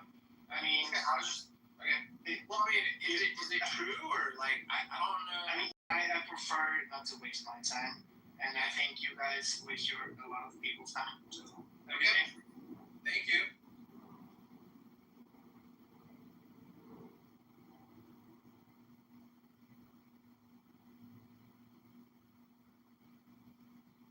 Crazy. Yeah, it's crazy. I tried to be like funny, you know. Have you checked out the channel, The Good Liars? You know them, right? Oh yeah, they're great. You remind me of that. You remind me of that approach. Right there. They sing it, dude. I don't. It's like I just don't get it. I guess that's why I say it's arrogant, because of course I'm being arrogant by like being confident in my position and exploiting someone. But if I'm like, I don't want to like say, I don't want to be like incorrect, and I'm not making these weird claims about shit. It's almost like they can't just be like, yeah, for me, and it's like, yeah, I don't think it's really, factual, or and like just be more agreeable. It's almost like they always have to like it has to be so real and so special. Or so I don't know. I don't really get it. I don't get it. And it's just silly when the only thing they can, when they default to, yeah, I had an experience, and then they pretend as if there's no other way to figure out whether they believe it is true. You could be a rational agent. You can use rationality. You can use reason and logic and facts and evidence and stuff like this to figure out what's true and what's not true. Instead, they just throw all that shit out the window and go, oh, I just had an experience. But if that's all there is, and like any random Joe Schmo can say, I had an experience that your experience is false, and what the fuck are you gonna do?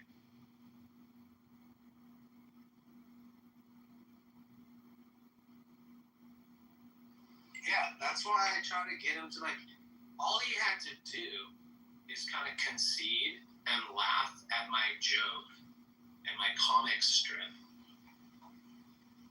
And it would have been like, I would have laughed too. And just like laughed. Like, right, bro? Like, whatever. But he's all like, oh.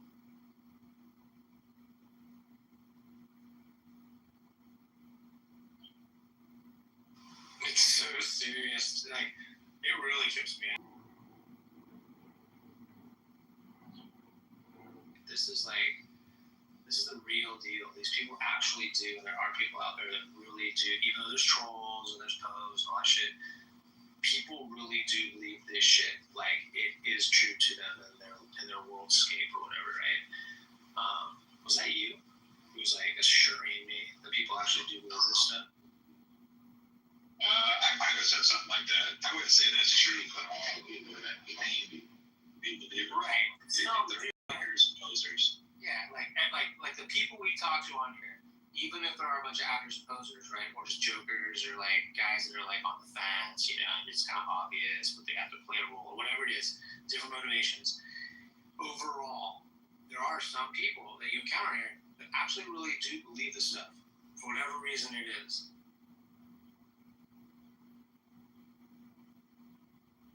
I mean, it's hard to know. I mean, you could.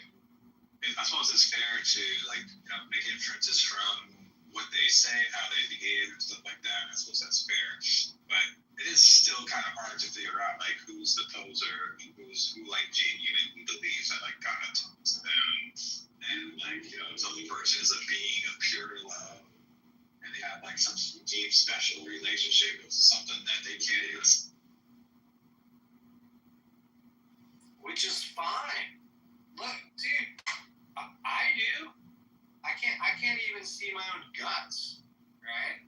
So whatever. I can't see my own brain. So there you go. I'll start there, and then outwardly, who fucking knows? Ants have a different world than I do. It's different perspectives, different,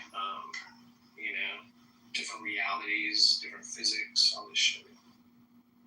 I think a big part of it is when Dennett says that most people think that believing in God is good, so they believe in belief rather than believing in God. They believe in the belief in God. They think that's the good thing, so they just, and so that carries them some of the distance. I don't know exactly.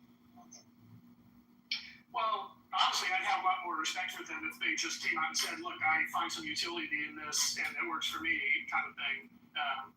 You know.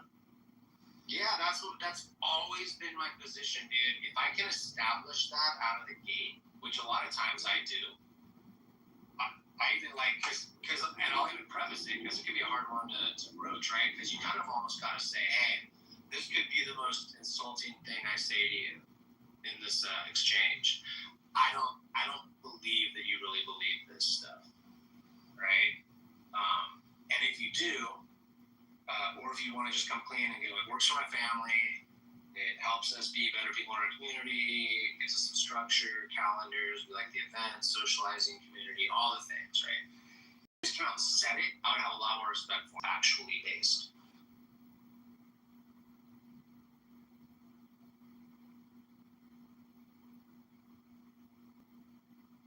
It's crazy. Like, why can't you just concede? I will right now. The stuff we talk about next about afterlives and heaven, gods, divine books or not, their geographical, Genesis, and other topics. These are my opinions. Are you willing to say the same? I'm not saying it's based in fact. I'm not an expert. Are we good on that? And if they don't agree to those terms, it's like,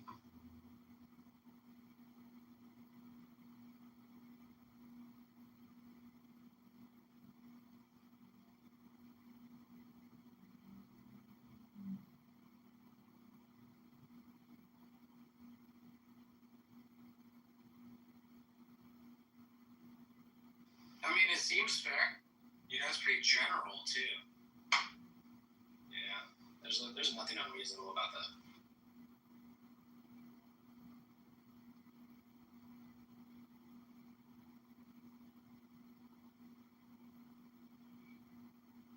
And I guess the issue is that leap of faith is the trick. It's like that's the trick that gives them the utility, so then they can't back out of it or be aware of it even.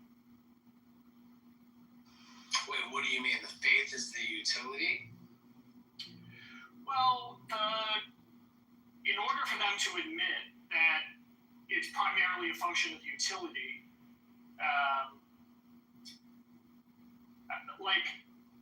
I guess what I'm saying is that the way that they get that utility is by having faith in the first place, right?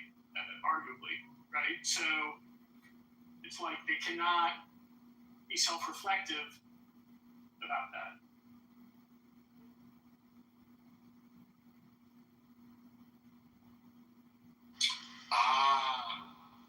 Yes. It's like self-fulfilling.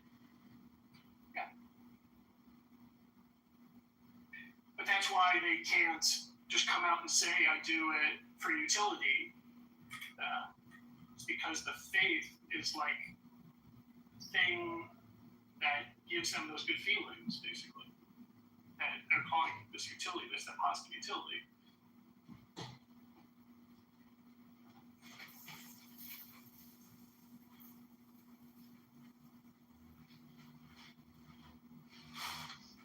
What's funny, Jeff, is that when researchers have studied like the effects that prayer has on people, and one of the things that we've learned from those studies is that when people pray, the regions of their brains that activate are the same regions of the brain that activate when people take drugs, like COVID and even marijuana, all manner of drugs. Right. Yeah, I've heard that. As well as the fact that, those near-death experiences are sort of tied to chemical compounds in the brain that are similar to DMT.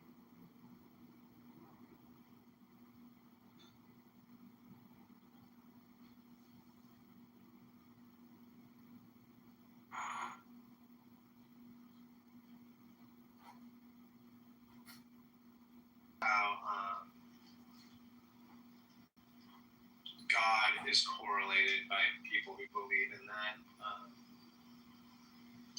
with like, oh, I took some drugs, and oh, well, if you took this, you'd see more about the God thing like I do. I always found that fascinating. Right. That people could possibly take seriously the fact that the way to find God is through drugs. Yeah, it's wild. Well, and because I think there's plenty of evidence with not a really big controversy that a lot of spirituality, concepts of religion, or terms, tribalistic sort of experiences around the consumption of a drug as part of like the ritual of the tribe.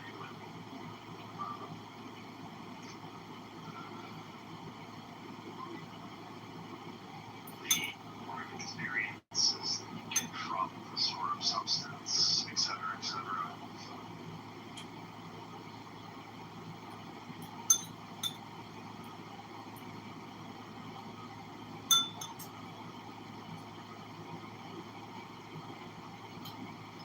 Chemicals, the dose matters because anything can, be lethal, at a high enough dose, and your body has defenses against these toxins, and nicotine itself is toxic and it's a poison also, but we only get so much from one cigarette. But the thing is, though, this is the reason why it's not like poisonous in the ordinary sense is because they don't, most smokers are just like smoking a cigarette and then they're dropping to the floor fucking dying, and the body can tolerate these doses of what a cigarette offers. And the primary harm of them, whether it's carcinogenic or by whatever other means, is more long term, right? And poison, I mean, like I said earlier, it's talking about immediate toxicity, which is, and I think if we want to get into like the semantics of it all, this will be my final point, is we can almost say that they're more accurately describe cigarettes, I mean, as a product that would increase disease risk rather than it being a poison itself. So when we look at it from different directions, we can kind of like draw to this conclusion that either yes, it causes harm, but it's not a poison, or yes, it's poisonous, but it's not going to immediately kill you. So I think you like. Do you mind if I ask like what project that particular rebuttal? That wasn't necessarily a rebuttal. It was just to give replaceable sides because when people just want to get their input on some of the things. Well, I'm saying when people have this conversation, they're coming in with like a skewed notation of what this something is or what it means. I understand specifically everything that you mentioned. I agree with you. I'm just curious, like what prompted it in the beginning. Well, sure. Like what was the conversation that made you feel like you had to rebut? Well, essentially, the conversation that I was hearing was Steve and Florida were having an exchange, and they were talking about whether or not cigarettes. I'm sure you heard that. After they had that conversation, Florida made his final point by repeating his driving point, which I can restate, or Florida can do it himself because I'm not. No, please. Yeah, I'm not. And my point was is that with the definition that Florida gave, the comparison to the definition that Steve gave, or to what they understand, depending on both sides, to play a little devil's advocate. That's not to say that I'm right. That's not to say that what I said was important. All I was just on. You basically gave bullet points for both sides. Yes. So let me do better than this. Sorry, am I Let's do this. Just, you asked a reasonable question. Christian, you answered it. Let's move on. Alright, I'm confused. What are you confused about? Because sometimes if I go into an area, like I go into the forest, or like I'm going into marshy areas, a lot of mosquitoes, I'll go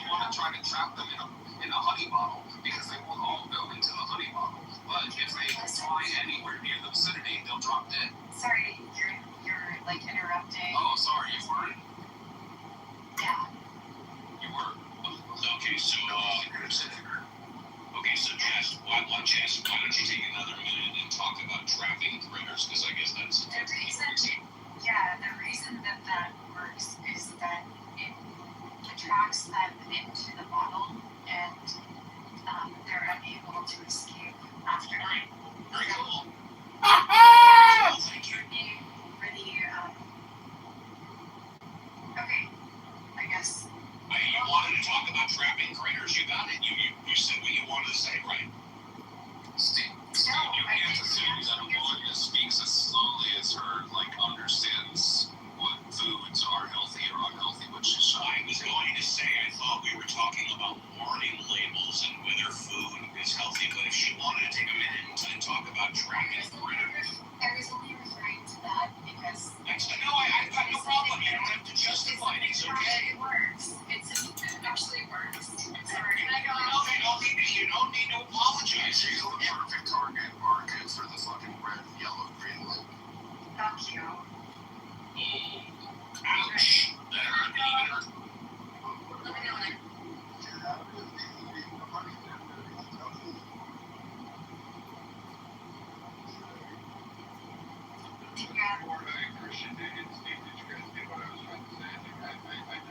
Yeah, I got the point. Yeah, I got the point. And it's pretty clear, what is poisonous, quote unquote, for Steve depends on, whether or not you're going to drop dead from smoking a single cigarette. Yeah, exactly. The real point is that, we all understand that, regular continued usage of cigarettes, just like regular continued usage of excess amounts of sugar, is going to be dangerous for your health.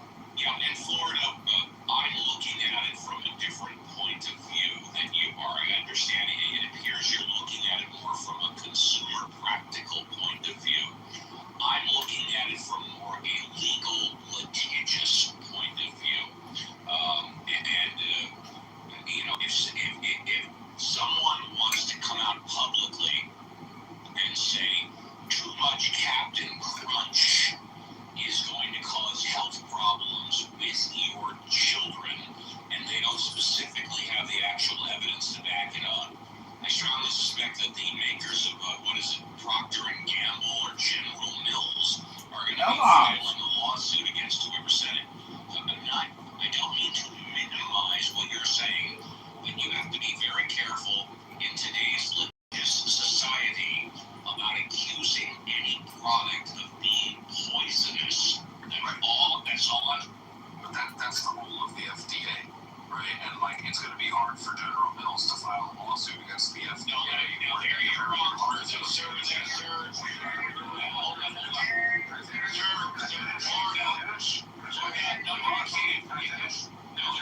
No, and I'll tell you why you can't. No, you can't, and I'll tell you why. Because anybody can file a lawsuit against anybody. I can file a lawsuit against you right now, fucking butthole. If you interrupt me one more time, you're going down to the goop. Plain and simple. Don't do it. Okay, just wait. I'll shut up for 30 minutes. I'm going to sign off in 5 minutes and let everybody Human Resources Department of any major corporation such as General Mills. They are constantly working to minimize risk to avoid lawsuits, even if they're frivolous lawsuits, because even a frivolous lawsuit can cost hundreds of thousands of dollars. You don't come out publicly if you have deep pockets and say any type of product is poisonous unless you can absolutely prove it. And I'll land it here. Even if you can prove it, it's not worth it. Okay, so real briefly, again, it would be quite silly if those two organizations declared excessive amounts, number one, and it only makes the matters worse if you're going to consider current the fact that the overwhelming majority of the current research that's been done on our foods has been done by big tobacco, big pharma, and big food itself, not necessarily by the government or by doctors or by independent researchers. It's the big pharma and big tobacco that have largely done the research on what is considered quote-unquote safe over the history of America. And I will close my portion out with this. You guys can talk about this for a half hour. You want to advocate putting labels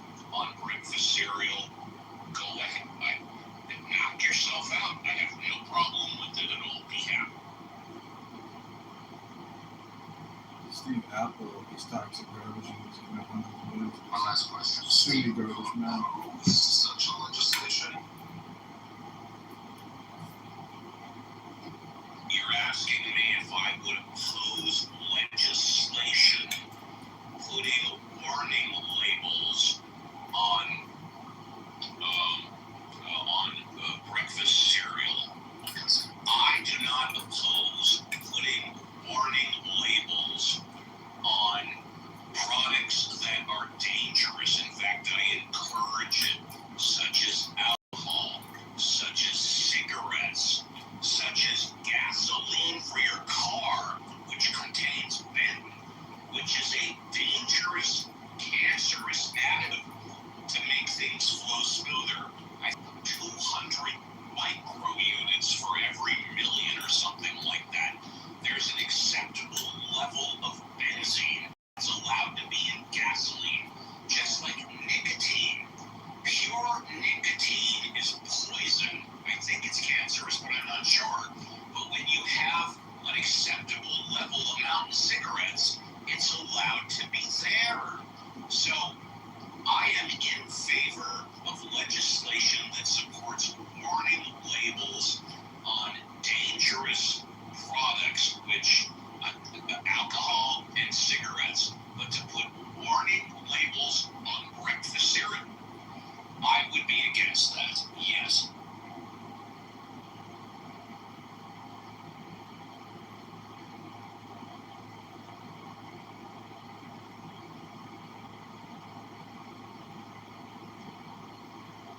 So where did this Bobby Kennedy batshit crazy, where did that originate from? Did something happen today? About 90 minutes ago, 2 hours ago. Did you mind moving it? We were talking about what a wing nut is. Oh, but nothing new happened? You guys just... Hey, let me see if replays are on. No, replays are not on. You can't re-listen to it. We were just talking about what a wing nut he is. So, no big deal. Well, if I can chip in, Steve, would you mind to say? No, go ahead. By all means, go ahead. As someone part of the neurodivergent community and listening to RFK and all of his, what I would argue is bullshit, the entire time he has had his position, I honestly think he's very discriminatory and should not be in place in his position. He'd be a lot better off in a more environmental setting where he belongs. He does not belong in health. It's not his thing. I mean, he has said some crazy shit. Like he said, let's say, vaccines cause autism, and then people with autism will be able to use the toilet unassisted and get a date and throw a baseball. All that different types of shit. I could go on for days. I just think it's. And let me say something that you clearly know, which I've said many times before. Robert Kennedy would have been much better served as head of the EPA, as you just indicated, because you've heard me say many times that before he got to the administration, he has 20 years of experience as a lawyer filing class action suits against environmental issues, representing people that were hurt by environmental issues over 20 years. This is his field of expertise. If he was head of the EPA, that's where he belongs if he's going to be in the administration. Also, we all know, or at least he's clearly given the opinion, that he's an anti-vaxxer, yet when pressed for it, all of his children have the main vaccines that you're supposed to have. Rubella, mumps, measles, polio, all of his kids are vaccinated for that. So, he's a wacko psycho. And I'll end it off with this. Out of all claims that he's made, and just say for my neurodivergency, I take pride in this, is he said COVID-19 was ethnically targeted to affect and kill different populations while sparing others, and he included Chinese people and most important. Someone's got the vaccine-tism. Someone's got buyer's remorse from their COVID-19 vaccine. It's been proven that vaccines do cause autism. Getting injected 70 times by the time you're 3 years old causes the tism. Sorry, everybody, he's not crazy. You're just stupid. That's what it is. Kennedy's not crazy. You're just low IQ and stupid and fully progressed. Wow. Yeah, no, that's okay. That's wacko John Kitover. He got booted and blocked. I mean, No problem. Oh, sorry. No, that's. Sorry, if I may, I just want to finish my point. Yeah. Is I think for anyone who is going to lead the HHS and is going to be making claims about COVID being ethnically targeting, or autistic people not being able to carry out several tasks or simple ones as a fact, I've been able to. I am living proof. I just think that a person like that should not be in a place of power and should be dedicated to a position that he's a lot better at, which Steve just mentioned earlier, in a more environmental role rather than leading the HHS, which we know is something that he knows absolutely fucking nothing. And correct me if I'm wrong, we still to this day don't know if COVID started at a secret experimental chemical factory or across the street at an open market. Is that correct? We do not know. That is. Yeah, I will say this though, if something happened at the Hershey chocolate, there's a bunch of chocolate went Hershey, Pennsylvania. I think it came from the chocolate factory. Yeah, I think it's pretty clear that it came from a lab. I mean, so is this just a room filled with anti-RFK people? The answer to your question is no, it's not. Please continue. Okay. Yeah. No, Yeah, it isn't, but also don't continue because what you're about to say is probably going to be used against you and it's not going to be pretty. Yeah, you're right. It doesn't sound like it's like a open dialogue. This isn't like a peaceful place to. If you have It's actually very docile, I would argue. if you have any objections, I promise it will come back to haunt you. No.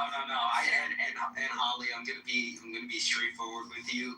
Out of everybody on stage, I would argue that you are probably the safest one here out of anybody. But please. Okay. Well, listen, I think some of what you just said, he said, is definitely taken out of context. I think anybody and everybody is well aware that the majority of autistic people are fully functioning. I think that quote that you pulled was definitely out of context. All right, so I'm going to interrupt you right there. So do you know the appropriate context? And if so, please tell us. I'm driving right now, so I can't pull that up. Okay, so right now you don't know. That's okay. Well, and Holly, please continue, and after I can give you the context, because I have the quote. So, okay, and then I'd be interested to hear the other context for the other one that you said that was pretty egregious. The one about COVID targeting. So I'd be curious about that. I don't know about that one. But he's always been not anti-vax. So this is something that keeps being repeated over and over. The dude is not anti-vax. He's said that over and over and over. His whole shtick is, listen, like, we should be investigating this shit more. Like, there are some... share that with you, but you can look it up.